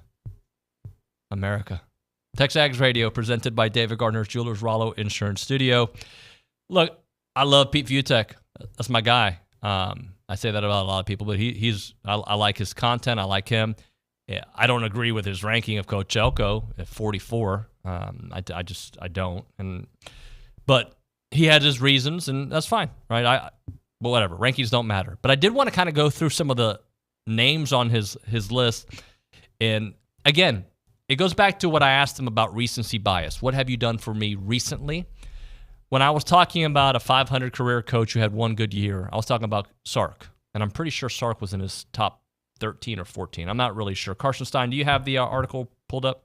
I'm pulling it up right now. I can find you the Sark ranking. Yeah, find me the Sark ranking, and just if you want to maybe give me the top 10. Because, look, I haven't put pen to paper and figured out my top 10, right? But Kirby would absolutely have to be number one, right? Like, that's a no-brainer. And then you got some questions, like where does Ryan Day rank on this, right? Because the guy consistently wins 10 games, same with James Franklin, but has struggled to beat Michigan, has struggled to win the big game, hasn't won a national championship. So does he lose points for that? He has been more consistent than Sark at Texas. Let's go ahead and be honest about that. What do you have there? Alrighty, so I have Sark ranked. They have Sark ranked as the 15th head coach. Okay, I think that's fair. Based on what they did last year, I'd be interested how they had him ranked the year prior. Okay. Here's one thing I wanted to get your opinion on. They have Marcus Freeman as the 13th ranked head coach. I think he has a limited sample size to. Yeah, but look, Coach Elko also has a limited sample size, right? So there is that. I think that's probably fair. I'd have to hear what the top 10 looks like. Can you give me the top 10? Do you have that? I do have it. So we have Kyle Whittingham from Utah as number 10. Okay, I like Kyle Whittingham a lot. And I would have loved, had Coach Elko not worked out, and we got the guy that I wanted, but had Coach Elko not worked out, he would have been one of the phone calls I would have made for sure. Kalen DeBoer, number 9. I think Kalen DeBoer at 9 seems low based on what his last couple years have looked like, but okay, 9. Lane Kiffin, 8 from Ole Miss. Man, Lane Kiffin has been solid. He has. But when is he going to win some big games, right? He needs to win some big games this year. This will be his opportunity. Dan Lanning from Oregon ranked number 7. Yeah, you can't argue with the success he's had at Oregon in his first couple years there. I get that. I'm fine Mike with Norvell from Florida State ranked 6th. Lincoln Riley. Hold on, let me think about that one for a second. I might put Lanning ahead of Norvell. Norvell he's had back-to-back good years, and he got screwed last year. I don't know. I'd have to think on that one for a little bit. All right, here's one I know you're not going to be a fan of. Lincoln Riley from USC ranked 5th. Yeah, no. Recency bias. Okay. If we're going to bump up certain coaches for what they did last year, let's bump down. How many games did USC win last year? Were they 8-4 last year? Let me find. You need to double check that. I don't think they were very good. Obviously, they weren't very good. I don't have their record in front of me. Let me try to see if I can get it right here. Let's see. It's opening up slowly. Who wins? You or me, Carson? Who wins? Probably you. My computer's. They went 8-5. I was close. Oh, I was going to say 8-5. So they lost their bowl game. That you can't be top 5. Again, everybody's got their own criteria. I wouldn't put him in my top 10. Now, what I think what he's very good at is coaching offense and being an accumulator of talent. That talent has not resulted in wins at USC. Let's go ahead and be honest about that. All right, who's number 4? Brian Kelly from LSU.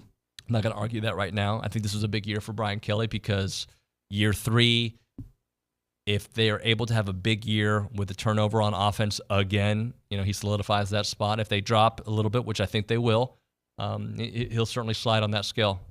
3? 3 is going to be someone that I know you're not the biggest fan of, and I know the people aren't the biggest fan of. Dabo Swinney, number 3. I'm a big Dabo Swinney guy. Actually, I love Dabo Swinney. I love him. I don't think he's number 3 anymore. But if he has a big year this year, look, this is what I like about Dabo, and it's kind of a double-edged sword here. I love that Dabo has old school tendencies, that he sticks to his his morals, if you will, what he thinks college football should be like. That can bite you in the butt, right? Like when you stay with one thing for too long and you don't see what everybody else sees, and I think Jimbo's offense is proof of that. If you don't evolve with the game will eat you up. If they're able to have a fantastic year this year, props to him, right? Like, but I like Dabo. I know a lot of people don't. People on this show don't like Dabo. I like Dabo. My few encounters with him, he's always been very polite, and that shouldn't matter when rating a coach, but he's won 2 national championships. I like him, so I don't. Now, recency bias again, he should drop down this list, right? But his history will tell you he is a top 5, top 10 coach. All right, the top 2, Kirby and who? Ryan Day from Ohio State. Wow, Ryan Day at 2. Now, Jim Harbaugh did move on to the NFL. Interesting. All right. We'll get your thoughts on that at around 9:50 because we're going to talk to a national championship head coach when we come back. Mark Weaver is in studio. We'll talk to Mark Weaver here. He's in the lobby. I see him right now. Chat with him about the championship. But right now, we're going to hit a break, and we're going to talk ground shuttle. Say hi to Camila out there. They're awesome out there. I did it. Billy, I did that for you. Camilo and the group there at Ground Shuttle, they offer reliable shuttles from Bryan-College Station to George Bush Intercontinental Airport. It is the way to go. So I'm not sure what OB did. He should have called Ground Shuttle because if you're trying to get the Bush, right, and you got to drive there, you got to park, you got to look for parking, and it's, they're doing so much reconstruction around Bush. The lots are closed or too full. They tell you it's not full, and then you get there, no, we're full. And then you got to go somewhere. Like that whole scenario. We've done it as a group at TexAgs. We've had to do that, and then we had to park in Guam and almost miss our flight. That has happened to us on more than one occasion. Others can tell you about it, but I've just basically told you. If you use Ground Shuttle, though, you park right there, at their offices by Casa de Brazil, and you ride in style. They're great people there. They're going to get you there. They depart from Casa de Brazil and drop you off at your office, or you can use their on-site parking for free for the first 4 days, and there's a little small fee after that. They offer 9 shuttle times on weekdays every hour and a half and 5 shuttle times on weekends every 2.5 hours. So good for business travelers and commuters out there. They also offer charter services. So make sure you reach out to them because it's easy to book online at groundshuttle.com. You can call them, 855-303-4415. Groundshuttle.com. Ground Shuttle, let them do the driving.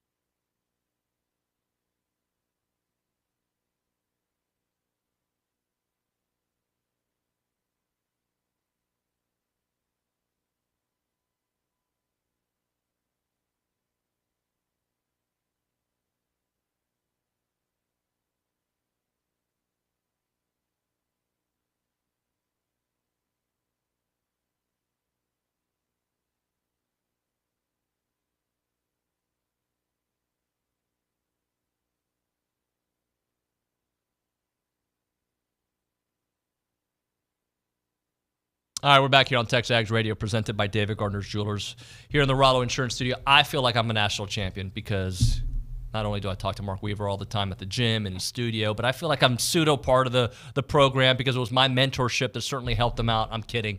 Mark Weaver's here. Congratulations, sir. What a great run. Thanks so much. Thanks for having me on the show again. So I know you're proud, right? But taking a step back from how proud of the resilience your team showed this year of them are you? I couldn't be more proud of the resilience of our team. It was a rough start to the season, which I'm sure I've said before. We started out 5-5, and things weren't looking so good. We started out 2 in the nation, a lot of high expectations, and I feel like we were putting a lot of pressure on ourselves. And just kind of the gradual progress we made throughout the season. And, as a coach, you're always wanting to take losses to help you get stronger and better. And I think sometimes maybe we just say that, but it truly was the reason this year that we got to where we got to. Just we took those losses hard, and we found every way that we could to help us get better. If we hadn't had such a rocky start to the season, even throughout the season for our standard we're trying to get to, we ultimately wouldn't be able to win the national title like we did. Teachable moment for teams in the future, too. Not only were you able to use it real time this year, but for the future. Yeah, there's always 2 directions you can go, whether it's in tennis or in life. When something strikes you the way you don't want it to strike you, you have 2 directions to go. Are you going to take the route of wanting more and still trying to do the best you can, or are you going to feel sorry for yourself? And we went to the direction of we want to be a champion, and that's was a big part of the turn of the season. Of we all want more, and we knew that we could do it, and we didn't sit around and feel sorry for ourselves when things weren't going so well. Even the SEC finals to Georgia, that was probably the breaking point of, are we really going to make a run at the national title, or are we going to feel sorry for ourselves? That was the worst match we've played all season, and maybe the worst match in my last 5 or 10 years of coaching that I've been a part of. And it was just really wasn't about the tennis. It was just about how we handled some outside things. And that was one of the toughest locker room speeches I had to give. But the girls were all on board and all embraced it and all agreed with the kind of the tough things that we had to hear. And that was probably the biggest turning point there at the end of the season. Which makes the way you want it even more sweet, right? Like, in my mind, I'm seeing this play out after the SEC tournament. I'm like, there's a chance these 2 teams are going to meet again. And where do they meet? In the championship. Like the whole, was it more sweet because this is where the worst problem of the season started? I think it made it even more sweet. And when I saw the draw play out, that we could play in the finals, it was kind of one of those, this is meant to be type deal. And just when we played in Athens for the SEC finals, it felt like 10,000 people. My guess is it was more like 1,000 people, and there was maybe 10 Aggies, and the crowd really gave it to us good. And just to see the kind of almost the opposite thing happen in Stillwater, the crowd was, if it was 1,000, probably 700 or 800 were Aggies. I'm not quite sure of the amount. So it kind of turned, and once we went indoors after the rain delay, just the energy and electricity, it was off the charts. It was honestly the most exciting match I've ever been a part of, especially in the doubles. It was loud. The girls were high-fiving. We were high-fiving the girls. If we played 25 points, we must have won 22 of those points. It was amazing. When did winning a national championship become a reality? Because I know, you probably come into the season thinking, we can win this year, and then you have the 5-5 start. At what point you're like, you know what? I think we're going to win this whole thing. Well, to me, it clicked in my head once the NCAA draw came out. I truly believed we were going to win it all. I didn't tell anybody that really. The girls, I think they kind of sensed that we could do it, and sensed that I knew we could do it.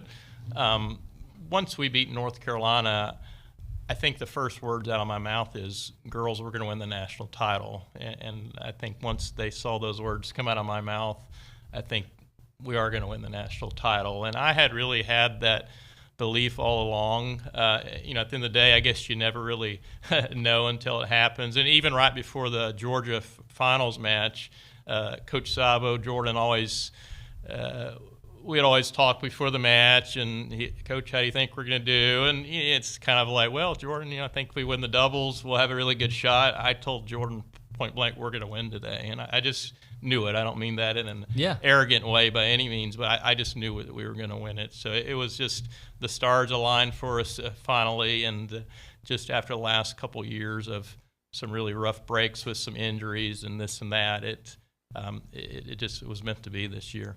So this stat that our team put together, I was shocked to see. This is the first time an SEC team has won the national title since 2017, and that was Florida.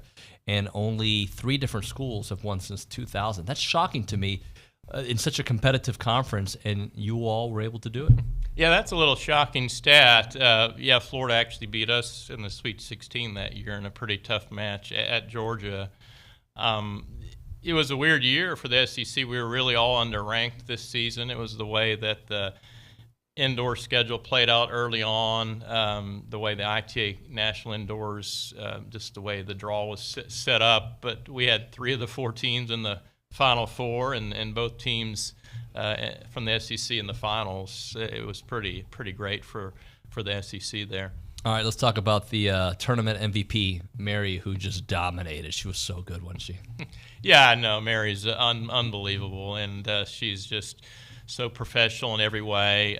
Just such an exciting game that she has, the way she plays, just unique way she slices and comes in the net and volleys, and just the ultimate professional, just the way she represents Texas A&M, not only just for all of our fans out there, but just on a day-to-day practice, just sets the standard of how we want to represent ourselves, our conduct and our attitudes. And it was a great experience out there. We went straight in the individual portion, and she had to dig so deep. Unfortunately, it ended in the semifinals, the Final Four. I think she played something like 16 matches in 10 days, and she was just having to dig so deep. It's such an emotional swing there from winning the national team title. We had lost in the finals before back in 2013, and just to have to come back that next day to play, it's only not only physically toll, it's emotional toll. And I was so happy she was able to make such a good run there in the singles and the doubles. Unfortunately, she just ran out of gas there in the semifinals. The legs just weren't quite there. I told you the last time you were here that and I probably should have waited till now, so I'm going to bring it back up, that you could do a movie on Carson's kind of story this year. Like she's injured, she doesn't come back, and then she comes back, and then deals with adversity there at Georgia, and then helps you win a national championship. Such a cool story. Yeah, storybook ending there with Carson. It was a really rough way that she had to end what we thought was going to be her college career last year, and just to be able to come back like she did there. And she doesn't come back in mid to late April, whenever that was. I guess it was a week or 2 before the SEC tournament. We're not here talking about the Aggies winning the national title, and of course everybody was a part of that, all just the same. But if Carson's not back in our singles and our doubles lineup, we're not bringing the national trophy back home. So I was so happy for Carson, and it was kind of one of those things too. She just knew that she was supposed to come back, and it was all meant to be. I truly believe that. Yeah, no doubt about that. How hard is it to enjoy the moment, considering it's exhausting and you're on these fumes throughout the tournament, and then you got to figure out your staff, you got to figure out your roster next year. Like, it just never rests. And then also the pressure of, I want to do this again. Yeah, you said it well. I've kind of been running on fumes. I've gotten very, very little sleep. Actually, last night I think I got more sleep than I have the last 10 days put together. I've been reached out by so many people. I think it's at least 2,000 text messages and emails within the first 24 hours. And I've been working very hard on replacing our coaching staff. I'm very optimistic that our coaches that are coming in are going to be we're going to be in great shape going forward. And like you said, I want to do this again. And I kind of had taken an oath here. I wasn't leaving until we win a national title and can bring one back, and we finally did it. And yeah, we want to do it again. I still have got one more scholarship to replace for next season. I have an excellent American already coming in, Lexington Reed from Florida, one of the top juniors in the United States, and yeah, we're just losing Carson, and that's it. So, and then Lexington's an excellent player, and then if we can fill this one last spot, which I'm working on. Yeah, I haven't had much chance to enjoy all this, but hopefully I'll get a little downtime and the reality can all sit in maybe. Has the team had a similar kind of? They're not working on the personnel, the things that you're working on, but like, are they also kind of like mentally exhausted after going through that whole grind? I think they're mentally exhausted, but they're definitely feeling good about themselves, and then they deserve all the attention and all the praise that they've gotten. And it's just been, everywhere we go in town. And Carson even told me she went down to Houston the other day, and 5 people came up to her out of the blue, and it's just been pretty overwhelming, but pretty awesome to say the least. So I'm so happy that the girls, and I just remember telling them, like, we're going to go win the national title. It's going to change all of our lives. It's going to be in all of y'all's job resumes. You're going to always be recognized as national champions. And my joke was they're going to build statues of y'all here, and we actually did all that. So well, it is so much fun to watch it. What does your next few weeks look like? Obviously, you're trying to get the personnel taken care of. Do you get to have a little break? I mean, is there a break in your future? I need to find a break. So, I always enjoy running to you at Gold's Gym. That's kind of my little short-term break. I need to find a vacation. I'm not very good at taking vacations. I don't know that I've taken a real vacation in, who knows, 10 years maybe. So I've got some friends out in Vegas that want me to come out there. So maybe I'll go out to Las Vegas. But I'm enjoying, looking forward to enjoying the summer with my daughter. We're going to go to the big soccer game and the George Strait thing, and then even got us Taylor Swift tickets in October in New Orleans. So she's really excited about Dude, Dad of the Year. Well, she's been counting down the days for about the last 500 days. If I told my daughters, who are soccer players, we're going to the soccer game, you're going to see Mexico, Brazil, you're going to see George Strait, the legend, and Taylor Swift, your favorite human ever, they would buy me the award right there. So well done, Dad. I think I'm in good graces for Natalie for at least the next year or so, I think. So. Well, hopefully you don't have to buy a meal in this town for the rest of your life, buddy. That was awesome, and we're just so proud of you and so happy to be your friend, and thank you for coming in. Thanks so much for having me on. All right, Mark Weaver here. Right now, caller number 1, we're going to give you a free car wash from Aggie Land Express in South College Station off of William D. Fitch in Greens Prairie. They're Aggie owned and operated with the friendliest staff and a personal touch. They offer a monthly membership, but we'll give the first caller a free car wash right now from Aggie Land Express in South College Station, 979-693-1150.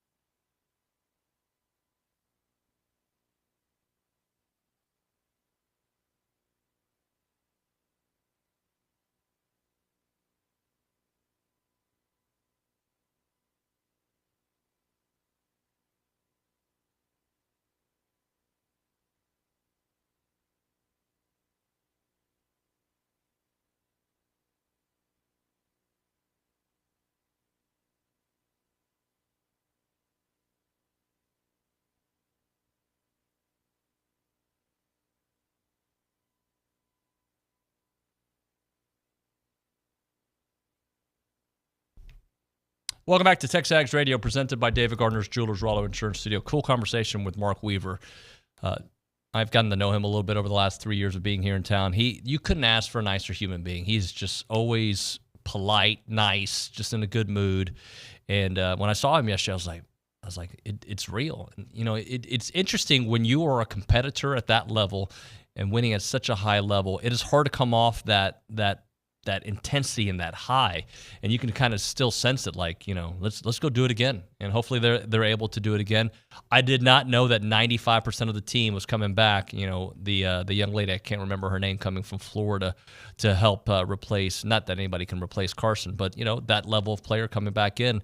Maybe they can do it again, and maybe Mary can win the individual national championship for her. All right, let's go to the Angry Elephant News and Social Center. Carson, we got some text. We've got some news. Yeah, so there's one text I wanted to get with you. Madden from Houston, regarding the college football news rankings of head coaches, said, I think Lincoln Riley is that high because of the amount of Heismans he's had. And Lincoln Riley came in 5th in the rankings. Yeah, that's not a bad point. He can coach offense, but again, if it's results oriented and wins and losses and playoffs and major bowl games matter, then he's. Put it this way, I bet you it's kind of like what A&M got with Jimbo, right? And I agree with our guest earlier, Pete Fiutak, who said that like A&M should have been in the playoffs in 2020, no doubt about that. But if you look at it, I think you would have given us all truth serum after Jimbo was hired in November of 2017, that we thought the run would have been significantly higher than it was. I think we'd all say, heck yeah, especially the first, if you look at the totality of it, it was nowhere near what we expected. And I bet you, if you were to ask USC fans right now, that program is not where they thought they would be when they got Lincoln Riley. Can things turn around? Absolutely they can. But so far, I bet you they'd be like, it's not what we expected these first 2 years. And it's not getting any easier moving to the Big Ten, right? They were the big dogs with Oregon, obviously, in the Pac-12. Now it's not going to be any easier. We'll hit a break here. When we come back on TexAgs Radio, Carson, what do we have? Do you remember? We've got Tom Hart. There we go. Thank you for yelling at me, Nick.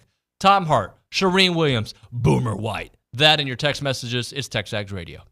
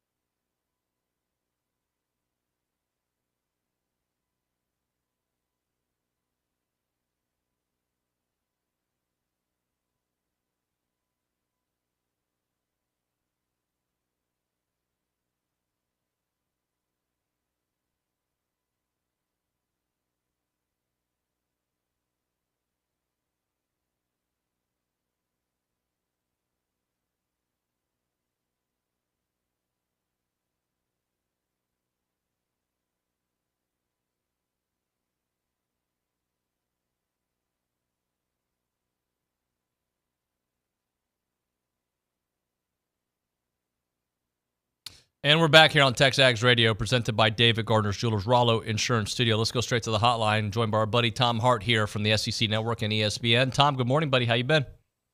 What's up, David? How are we doing? I'm good, man. You took in a lot of baseball.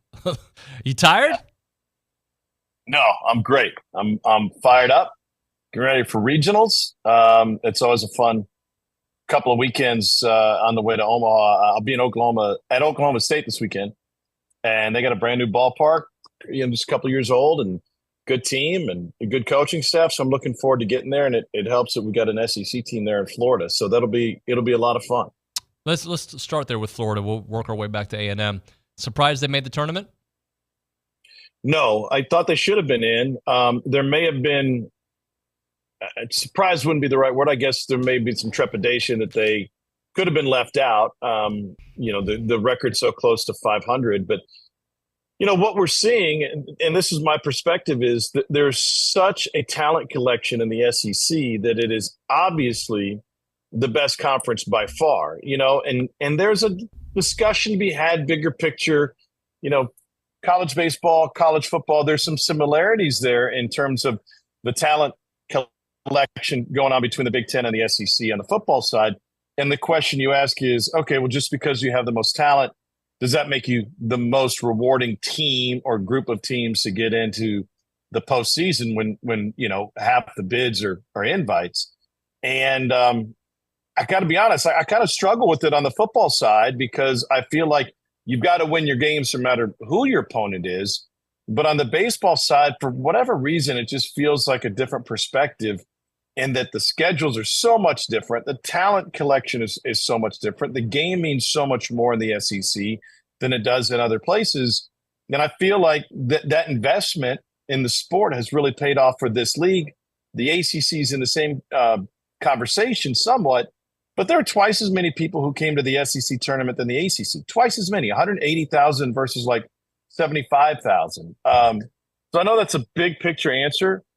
But the bottom line is if you're the 11th best team in the SEC, then you deserve to be in, especially when you play a schedule like Florida played, which was the number one ranked schedule in the country, buoyed by not only the conference play, but 3 games during the course of the season against the Florida State team, which is a national seed. So a lot going on there, a lot the committee has to work through. Talking to Tom Hart here on TexAgs Radio. Here's a tweet from Ryan Browninger just about 30 seconds ago. Since the start of the BB Core era in 2011, Texas A&M is the only college baseball team that has ever had 3 players with 20-plus home runs in a season. Jace Lavallette's 28, Braden Montgomery's 26, Gavin Grohovic's 21. Tom, I just leave you with that stat. The only one since the BB Core era? Yeah. Man, listen, that is a powerful offense that has the ability to swing its way to Omaha, and we've talked about it every week.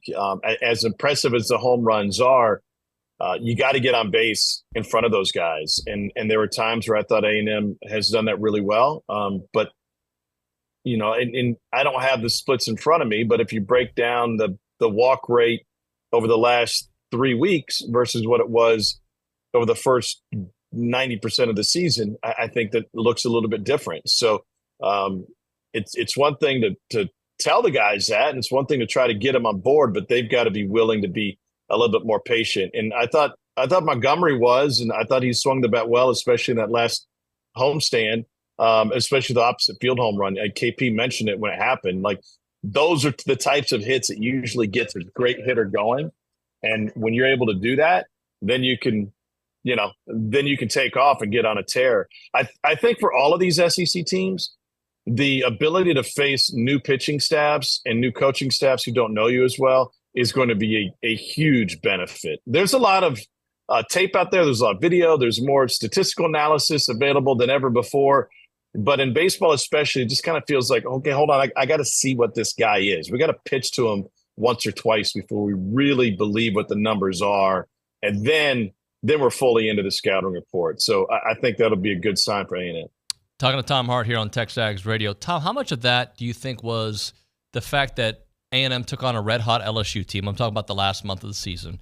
Ole Miss, a different story. But again, on the road, an SEC team on the road. Arkansas, which you won that series at home, but still the best pitching staff in the SEC and maybe in the country. And then obviously Hoover, you took on a couple of aces. So I say that to you. How much of that it's a little bit of both, right? They were not patient at the plate, but at the same time, they were seeing some of the best pitchers out there.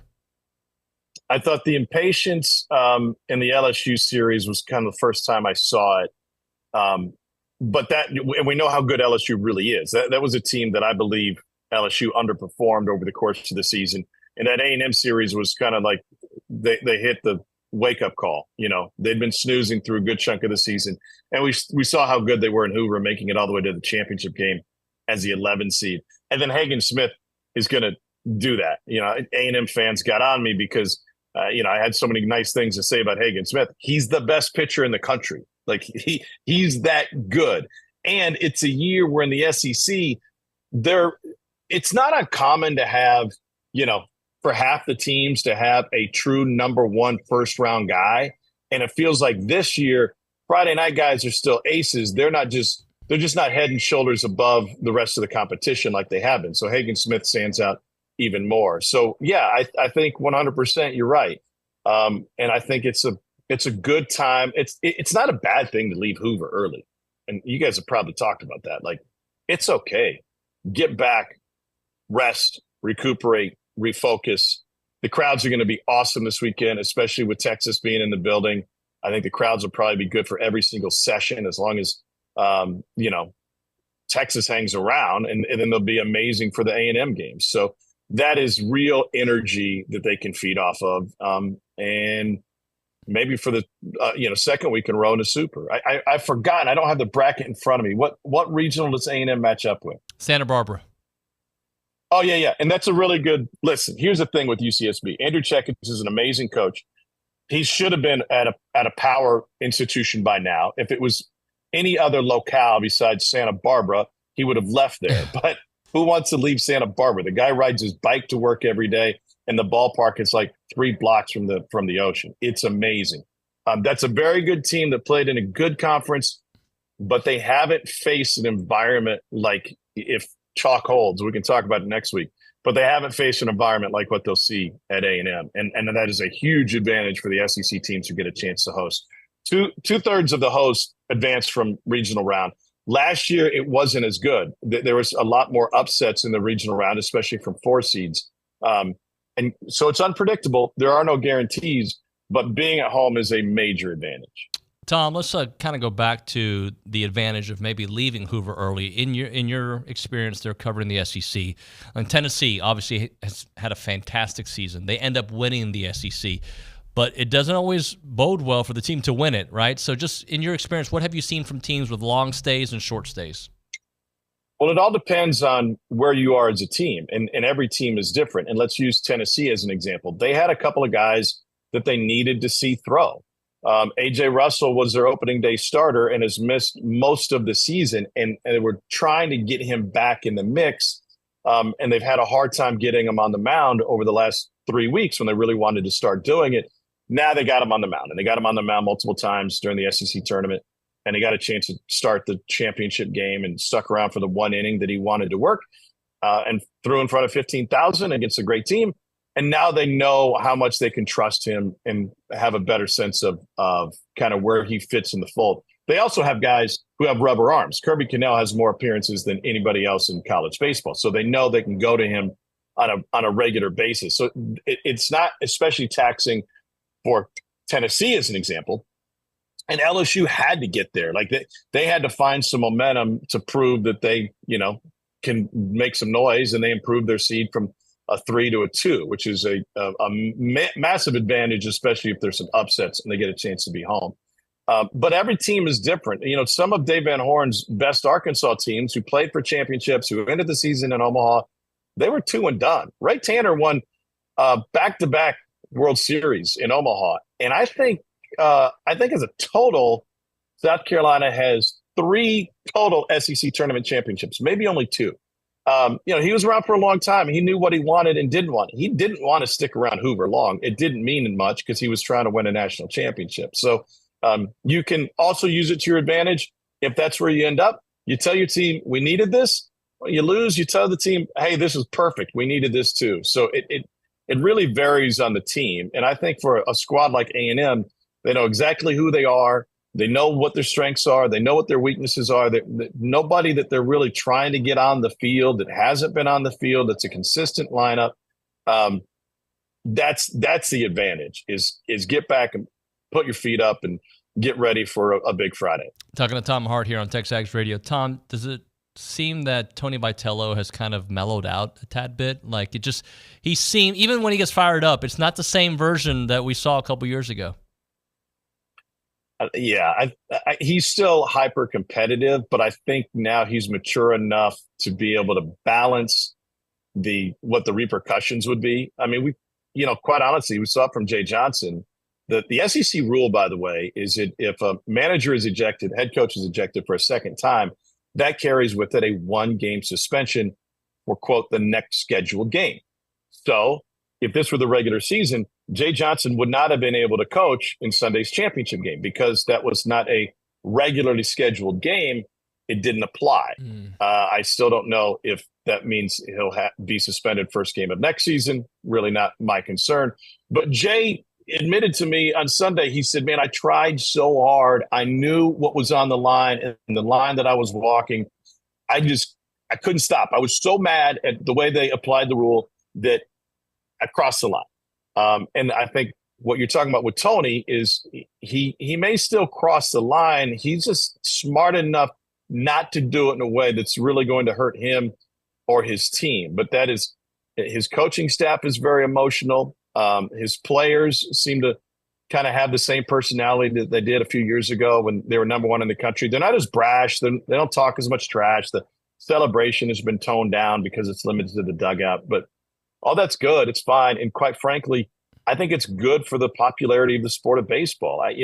We have embraced it at the major league level. The whole Let the Kids Play advertising campaign 2 years ago was in response to, hey, it's not cool to yell, get off my lawn and play the game the right way. It's cool to bat flip and have fun and to appeal to a younger generation.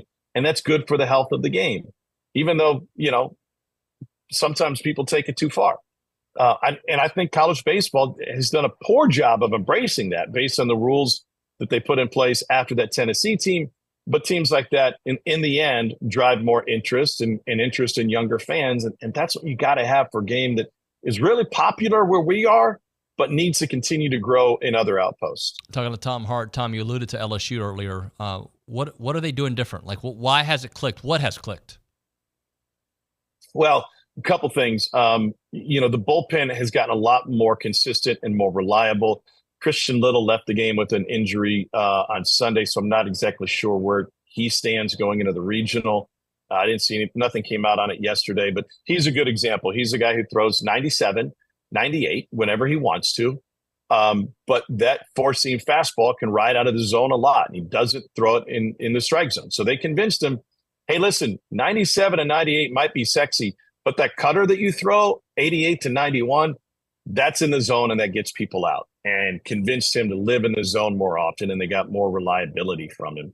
And then some other guys, sprinkled throughout the lineup have started to hit a little bit better. I think Jared Jones, their hard-hitting first baseman, has done a better job. He hit a home run the other day that maybe still hasn't landed.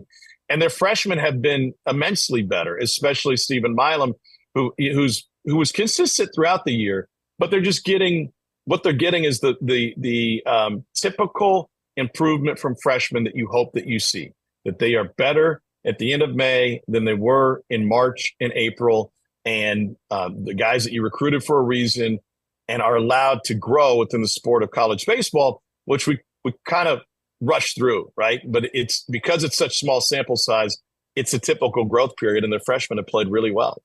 Talking to Tom Hart here. Tom, I read the transcripts. I didn't actually hear it when it happened because when A&M loses, I just bow out of all sports. I'm just out, okay? Just everything is out. Yeah, that being said, you spoke with Commissioner Sankey, who spoke yesterday at the spring meetings. What was your takeaway about potentially cutting revenue, potentially cutting sports and also revenue sharing coming in the future? You heard him actually say it. You saw his body language. What was your big takeaway? Yeah, and I asked him directly. And because he kind of hinted at it, and we had him on for an inning, and I circled back to it, and I said, hold on a second, let's go back to this one thing that you said. And he has repeatedly said that because of the ruling that came down, and you're forking over $20 to $22 million a year for the athletes, great, but that's got to come from somewhere. And so there's some really tough decisions to be made. So the answer was, the question was, do you foresee cutting sports as a way to make up that gap? And he said, we don't want to do that. He didn't say we won't do that, or that's not on the table, or that's not an option. He said, we don't want to. Nobody ever wants to cut a sport. You can ask Trev Alberts. He had to cut a sport in his first athletic director job at Nebraska Omaha right after the wrestling team had won a national championship. They were going Division I. They had to make some major decisions. They were promoting ice hockey, which was a revenue sport there, over wrestling, which is not. And they had to make a tough decision. What I look at in the SEC, if you compare the numbers, take your average SEC school, right? And then compare it to, yes, I'd like Chick-fil-A. Thanks. I'm getting a lunch request while I'm doing the interview. Compare the SEC to your average Big Ten school, or even Stanford out in the Pac-12. Ohio State and Stanford have like 45 sports. The SEC generally has, while they have larger athletic departments in terms of revenue, the sports they offer are more limited than a lot of the Big Ten schools. There's not a whole lot of room to cut. And by the way, because of Title IX, if you're going to lose a female sport, you have to lose a male sport as well. And I've never run an athletic department, but you've got to cut a sport that allows you savings, right? If you choose the sport that you spend the least on, well, then where are the savings coming from? And I think those are going to be some frank discussions held by athletic directors in Destin this week when they talk with their buddies in the hallway, like, hey man, where are you getting your money from? And I think some of these schools are fine. Some schools have built a massive treasure chest. The rumor is that Georgia's treasure chest is the biggest thing in college athletics. Others have spent a lot of the money that they've taken in over the last couple of years and are running on a day-to-day budget. So I think we're going to have some really tough decisions coming down the line.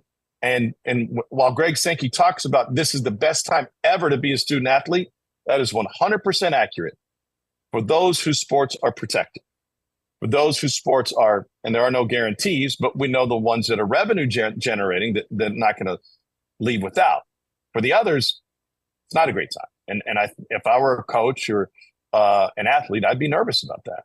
Tom, how shocked would Tom Hart of 2021, May of 21 today, be about what May of 25 will look like in college athletics? If you were to say, hey, this is what's going to look like here in 4 or 5 years.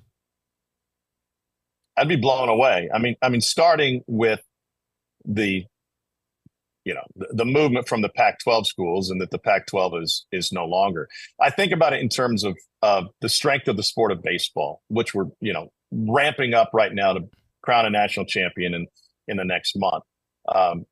The strength of the SEC is amazing, and the investment that all of these schools have in the sport, and the athletes that they're able to appeal to and draw from, turn down first-round money to come play in the SEC and then advance to the big leagues. That's great. But the sport honestly would be better if everybody were invested, not even on this level. That might be too much to ask, but if it were more popular in the Big Ten, if the Pac-12 existed in the sense that USC and UCLA, USC had a nice little run in their tournament, not a good year. There are no power teams in the Northeast. There's nobody that ever makes Omaha from the Northeast once they went away from the regional guarantees. And I think the sport is better the more spread out the talent is coast to coast. I think it's better the more people you can appeal to. And so what I see in what all those schools leaving the Pac-12 is, I see a lack of interest from a lot of populations and a lot of, college campuses that otherwise should be interested and invested in not only their games, but what everybody else is doing nationally to see how they stack up. And so I think the lack of the regionalization is a bad thing. Tom, great stuff as always, man. Thanks so much for making time. David, have fun this week. I know you'll be at the games. It's going to be amazing. It's going to be incredible, man. We'll talk to you next week, all right? All right, see you, bud. Later, man. Tom Hart there on the hotline. Appreciate his time. We'll hit a break. We'll come back with Charean Williams of Pro Football Talk right now. Schulte Roofing Time. They're an award-winning roofing company that provides industrial, commercial, residential services to Belleville, Brenham, Bryan-College Station, Conroe, Montgomery, Navasota, San Antonio, and the Woodlands, of course, the surrounding counties as well. Driving around 6 the other day, I saw one of their trucks moving around. They're all over the area. They're taking care of everybody here because they are the home of the Bulletproof Roof Guarantee, the industry's absolute best roofing system, roof installation and warranty, and 100% satisfaction guarantee or your money back. They've been around since 1994, and all they do is just help people. They're committed to excellence, and that's why everybody in this area and surrounding areas use them. They're one of the top 100 roofing companies in the world. Call them up, Texas, 1-800-4ROOF. That number again, 1-800-4ROOF. You can go to their website, schulteroofing.com. That is schulteroofing.com. Schulte Roofing, home of the Bulletproof Roof Guarantee.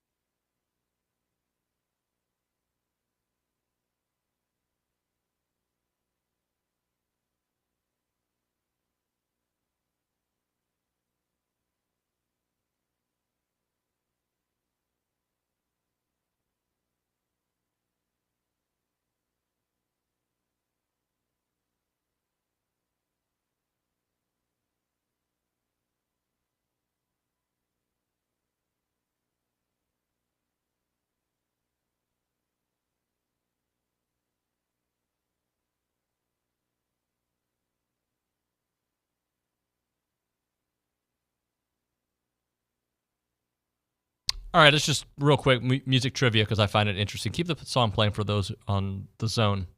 Luke, who's singing? Bee Gees. Did you know that, or did someone help you? I knew that. Did you know that, Carson? I did know that. All right. You guys can stay.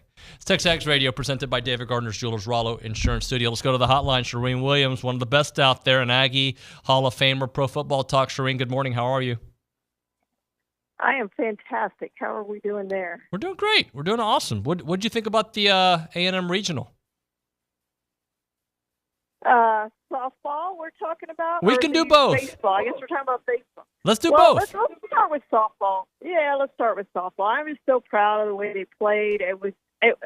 I covered softball. I covered those national championship teams. My husband was a assistant coach on one of the championship teams. So I've seen a lot of softball in my day. I traveled with those guys when Sean and Di and those teams were on. They were great teams. But softball was a different game back then. Great games were 1-0, and Sean would pitch no-hitter, and they were over quick. And I don't know. When you're on the winning side, I guess they're exciting. But it wasn't like this series. That's the most exciting softball series I've ever seen. Just the back and forth and the home runs and the excitement and all ending in one-run games. It was a thrilling series. Of course, the wrong team won. We all know that. And I feel like we beat ourselves. If not for the errors, you can't say you're the better team, at least publicly, when you lose the series. But you go back and you look at all the errors we made and, not hitting with runners in scoring position. I think we ended up 4 for 25 or something like that with runners in scoring position. So we really had chances to win that series. And you look at it, and you just think about all the missed opportunities. But so proud of the girls and the team, and Coach Ford's really building a national championship caliber program. You can just see that and see how much they like playing for. So it's just exciting. I loved it. I loved every game, and just wish the outcome obviously had been a little different. And baseball, not a surprise. After Sunday night, I tweeted Clarence Hill was giving me a hard time about the softball loss, and I said, well, just wait. We'll return the favor in College Station when baseball gets sent to College Station. And guess what? Baseball, no one was surprised. It was going to happen. They rigged these things. And I think that's my disappointment with softball is we weren't the 16th seed. As Texas coach said, if that's a 16th seed, I don't know what to say. They weren't a 16th seed. But we get sent to Austin. We go to any other regional, we probably win it. So that's my disappointment with this, and my hope that with Texas and OU joining the SEC, that we don't end up in these situations every single time. Now, I know Tennessee and Alabama played in softball, but, I don't want to play Texas in the NCAAs every single year. I want it to be fairly seeded as it should be seeded. And you know what? Texas may not even get to A&M. Louisiana's really good, and you can't overlook what they've done and how they play, and that's going to be a tough matchup with Louisiana. Whoever plays Louisiana will be Texas in the first round, and I expect Louisiana to win that one. And then they'll draw A&M in the second round. So we'll see what happens. But, these things are never easy. You got to be ready to play, but I'm glad they're at home. Yeah, Charean, that's the thing. They're a different team at home, as most teams are.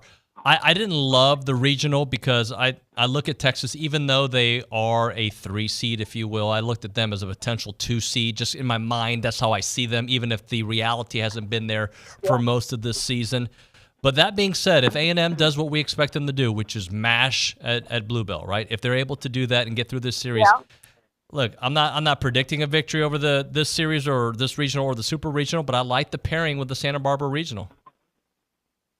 Yeah, I do too, and that's the thing. This could be the harder weekend for the Aggies is getting out of this one. This is not going to be easy by any stretch of the imagination. Now, I expect them to win big on Friday, and I hope they do, and I hope they save some pitching on Friday. That's the key thing, I think, in this series, and then get to Saturday and Sunday. I'm not coming Friday, but I will be there Saturday, Sunday, and hopefully not Monday. Hopefully we get through in 3 days and get some rest and get ready for next weekend. But I agree with you. I like the matchup after this weekend if we can get there. Talking to Charean Williams here on TexAgs Radio. So let's talk about these spring meetings that are going on right now. There's not a lot of news when it comes to SEC football, but still all the talk is about what the future of college athletics is going to look like. And any particular storyline that catches your attention, Charean, when it comes to that? Well, I think it's just that. How is this going to work? How are things going to change? How much money are you devoting to NIL and all of those sorts of things? And, it's really interesting when you take it to pro sports, I don't know if you've been following the WNBA and what they've done in Las Vegas with the Aces, but the city of Las Vegas is paying every player on the roster $100,000. So they're basically circumventing the salary cap, and the WNBA is looking into it, et cetera, et cetera. But it's with individuals. It's not with the team agreement that they'll go out and wear Las Vegas shirts and tout the city and those sorts of things. But it is circumventing the salary cap in a legal way. So there's all these things you look at is how much your team's going to pay, how much is it going to cost you, facilities, and I know Trev Alberts recently talked about, hey, the great thing is we already have facilities here for the most part. Now soccer needs that is a trash facility that soccer has. Soccer needs a new facility. Baseball obviously needs a renovation or a new facility. So those are the two you look at, but for the most part, the facilities are done. But I think in the future, that's what's going to suffer. The money that was going to facilities is now going to be going to NIL, and the facilities aren't going to be probably quite as good as what they once were. What you have now is probably what you're going to see for the next 30 years. And it's good now, but is it going to be good 30 years from now? But people do like seeing their names on buildings. There's a permanency to it that NIL doesn't have. So maybe at least at programs like A&M, that doesn't suffer quite as much. But I am interested on where this is all headed, and I haven't studied it enough to see, but how much money is going to go to the players and what is going to suffer. Because when you give money somewhere else, I mean, there has to be money come out from somewhere else. It's not just, or either you increase what you're getting. So, I am interested in how all this is going to change, what it's going to look like in the future of college sports.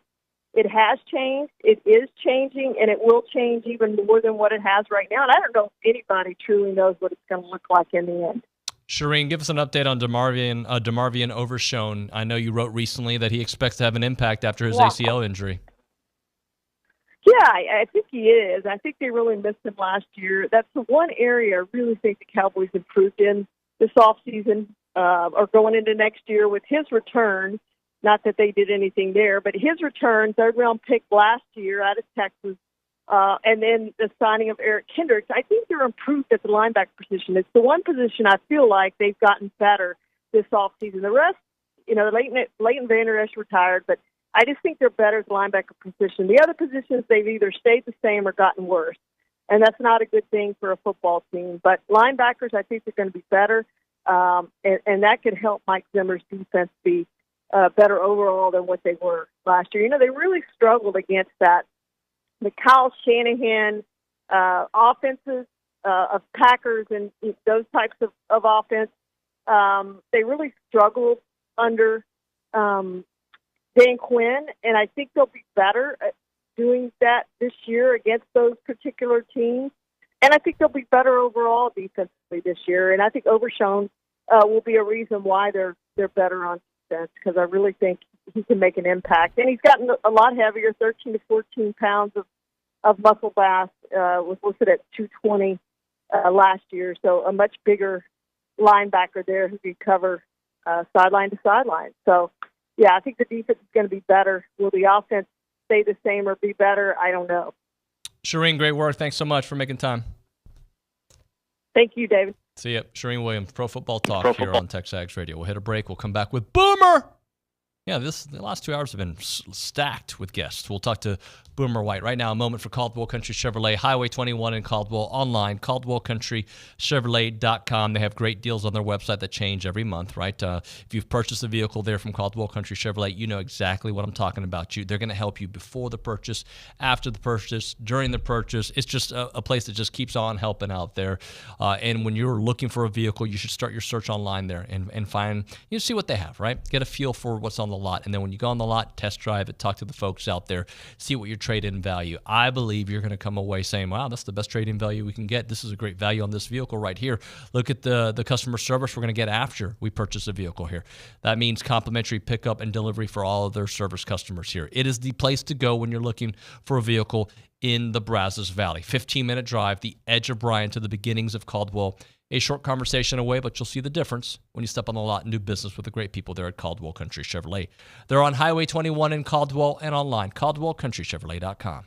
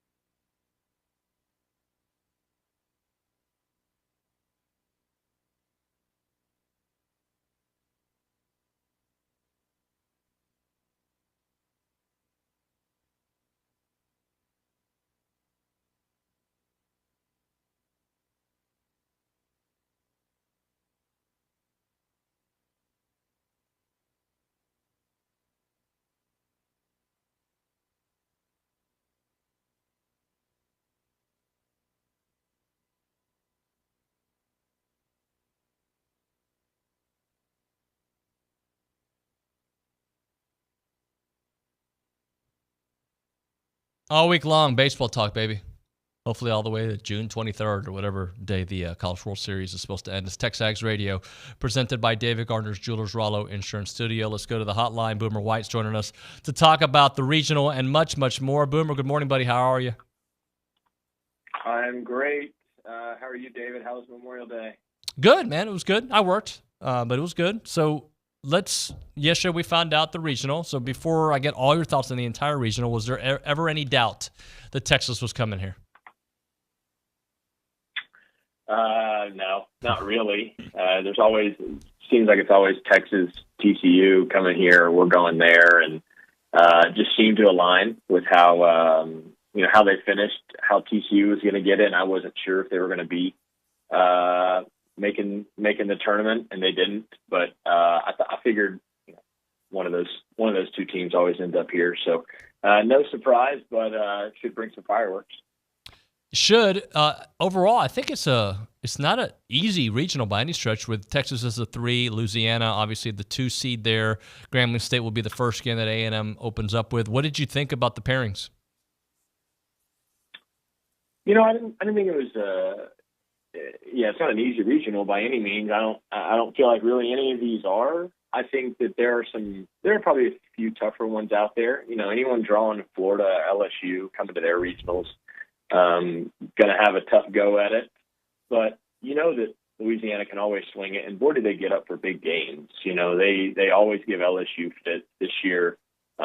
Taking U of H to extras, played Vandy close, played LSU to a run. So, even though they dropped maybe some stinkers in there, and maybe they wanted to be a 1 seed, be hosting or something like that, that's a team that scares anyone on a big stage, because not only do they have that kind of pedigree, but Coach Matt Deggs, who the Aggies should be very familiar with, is leading that charge, and he can get a team up too. So, that's a scary 2 seed, I would say, and Texas is Texas. So they have talent galore. It's just, are they going to come out and execute? And they've been up and down this year. So can they come get up for the Aggies? I'm sure they can try. I just don't know if they can keep up with them.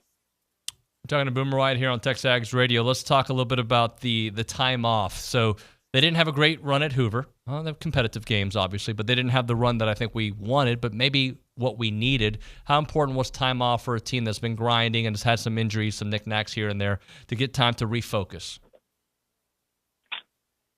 Yeah, I would say it kind of equals out to the momentum side of things. There's definitely perks to staying hot, getting hot, making a run, and playing really sound baseball through the conference tournament like Coach Slosh wanted and like everybody wanted.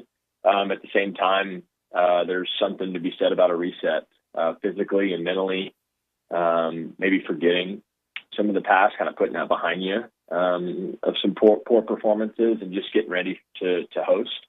So I would say it's very important to mentally and physically recharge, and they're having that opportunity. But I'll also say that they definitely want to have a little bit more momentum than maybe they do coming off the conference tournament.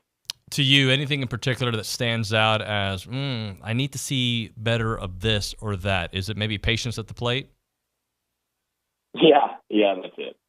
That sure is. And I think that it gets very, what's the word? It gets very contagious, good and bad. And I think everybody knows that. But you see guys taking good pitches, that typically ripple effects throughout the dugout. You see guys putting good at-bats together or taking good swings, that energizes the dugout, and vice versa. So I'm really looking at the offense, who's been electric all year, and I'm looking for a spark.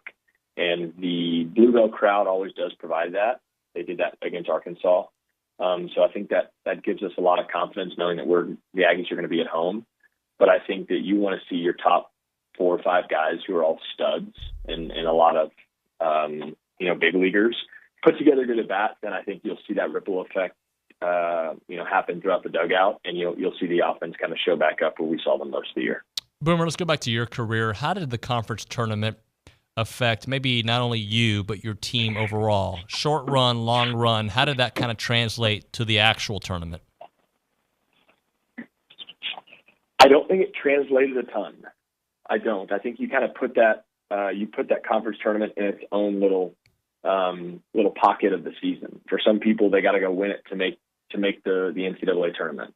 Some teams are trying to make a run, get a couple wins so that they get in. Some teams are trying to stay tuned up, like A&M and Arkansas were and didn't do, and Kentucky and Tennessee were. So I think that you're using it for different reasons. Each team is doing that, but you don't really look forward to it because you're trying to go win a conference in the regular season. And then right after it, you immediately put it behind you because you have the College World Series staring you right in the face. So it's kind of on an island on its own. It's a really fun experience. It's a cool experience. And I think it's only gravy if you play really well. But I would say both if you play good and bad, you have plenty of reasons and excuses to put it behind you and reset and restart as you kind of try and make a last little push here. Let's put your analyst hat on. What do you think Schloss is going to do pitching rotation-wise based on the matchups and, Prager going game 2 potentially? Well, how do you think that all shakes out?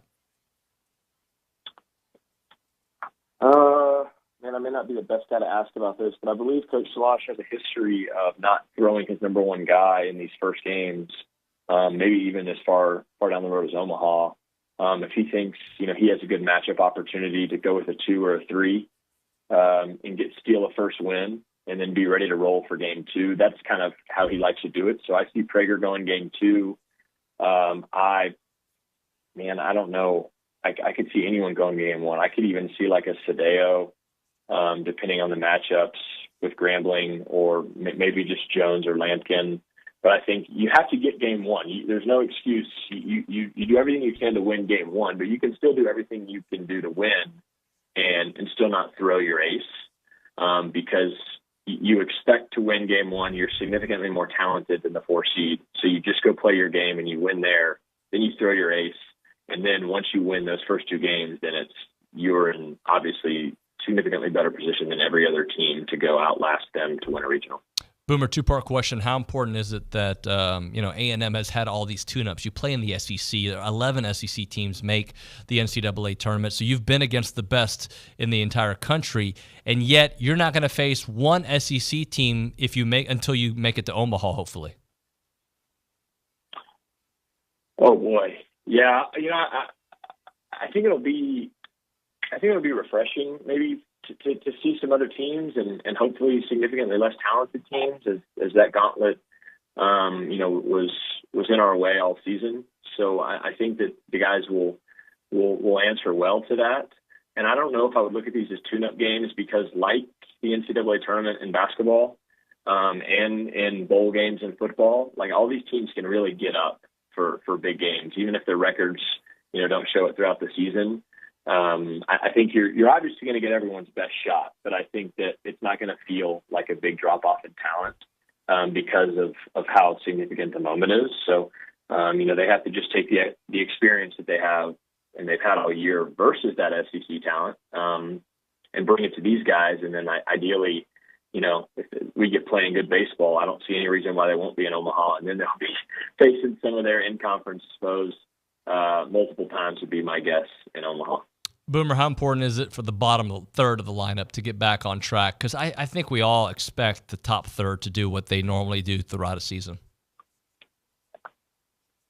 Yeah, that's going to be expected. I think this is a good opportunity for the bottom part of the lineup to get going. The pitching they'll face will be inferior to every SEC team they face for the most part. So to feel and see success and get on base, have good at bats to set the table is going to be very important. I would say that was when the Aggies were going best when Ali Camarillo, Travis Chestnut, guys like that were just putting together good at bats. Whether it's getting hits or not, it's competing and jacking that pitch count up of that pitcher, not being easy outs.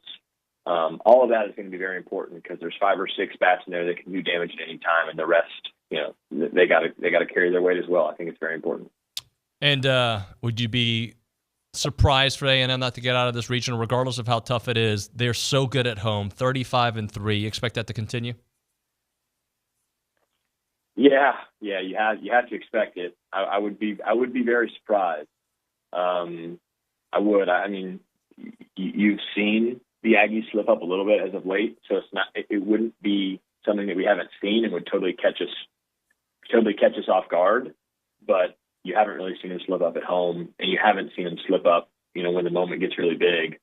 And that's all been against better talent than I think is coming to this regional initially. So I think they just have to focus on the task at hand and enjoy the crowd and the energy that's going to bring. And I think that's going to fuel them plenty. And as long as the bats are ringing a little bit, I think they'll make it out, hopefully in 3 games. Boomer, great stuff, man. Thanks so much. We'll see you soon, all right? All right, thanks, David. See you, man. Boomer White there on the hotline, bringing his analysis on the program. When we come back, one final segment. We'll get some SEC storylines in there for you. Get to your last few text messages and thoughts here. It's TexAgs Radio, presented by David Gardner's Jewelers.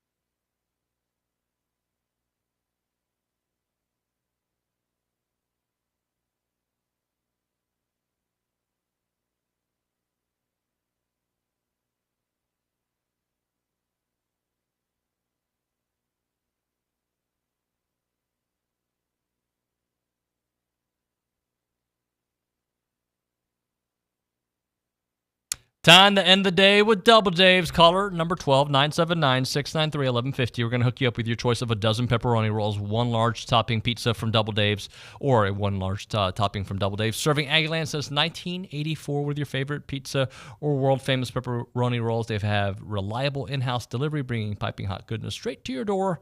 Just click on doubledaves.com, and your favorites are on their way. Let's go to the Angry Elephant News and Social Center. Carson Stein, what do you have for us? I did want to touch on this. I know earlier we were talking about how the SEC has had 11 teams make the tournament this year, breaking a new record. You know who the previous record was set by? The SEC? Last year with 10. Okay. Was that so before that, before last year was 9 teams getting in, and then last year they pushed it up to 10, and this year 11. It just keeps getting better. Huh. And then you're adding Oklahoma and Texas to the mix moving forward. So. The whole tournament might just be SEC next year. Yeah, think about it like, wow, you could, I don't know about the whole tournament, but you could certainly see a case for 12, 13 teams. What else do you have for us, young man? I did want to touch on this. So Mike Elko sent a stern warning to the Texas A&M football team with the release of EA College Football 25 in the next couple weeks, stating he knows just how much a video game can affect a team's locker room. Well, why? Because people are fighting and playing it all the time and getting away from what they love to do. Look, that's where I think leadership in the locker room. And by the way, I think the kids do need to have a little bit moment to decompress and get away. When it's work time, though, it's got to be work time. It's got to be 100% focus. Yesterday, my boys, they woke up at 5 a.m. to go train on Memorial Day, by the way. They lifted weights. Then they went to consult, to practice a little bit. And, I was like, wow, that's great, guys. And then I came home. They took a 4-hour nap. So it is what it is. You could have woken up a little bit later, boys. All right, tomorrow on the program, Ryan Broniger, congratulations. John Harris, congratulations. Coach Pat Henry, congratulations. Kendall Rogers, congratulations. Hopefully, not 100% sure, but we're trying to get Trisha Ford on the program tomorrow. So we'll see if we can get her to wrap up the incredible year and what the future is going to look like. All right, that's going to do it here for TexAgs Radio on a Tuesday. What a good show we had today. I was really happy with some of the guests in our analysis. Pete Fiutak didn't agree with where you had Coach Elko, but good insight there, Pete. Appreciate you there. Mark Weaver celebrating the championship that was Aggie women's tennis, and hopefully maybe the beginning of a dynasty run, guys. Let's go do it a second year. Tom Hart was excellent there. Charean Williams was excellent. Boomer White was great. Even Olin Buchanan reporting there from Destin at the SEC. What a spring meetings. What a tough gig for OB. He did a great job on the program. All right, that's going to do it for TexAgs Radio here, maybe 40 seconds earlier than I should. We will see all of you mañana.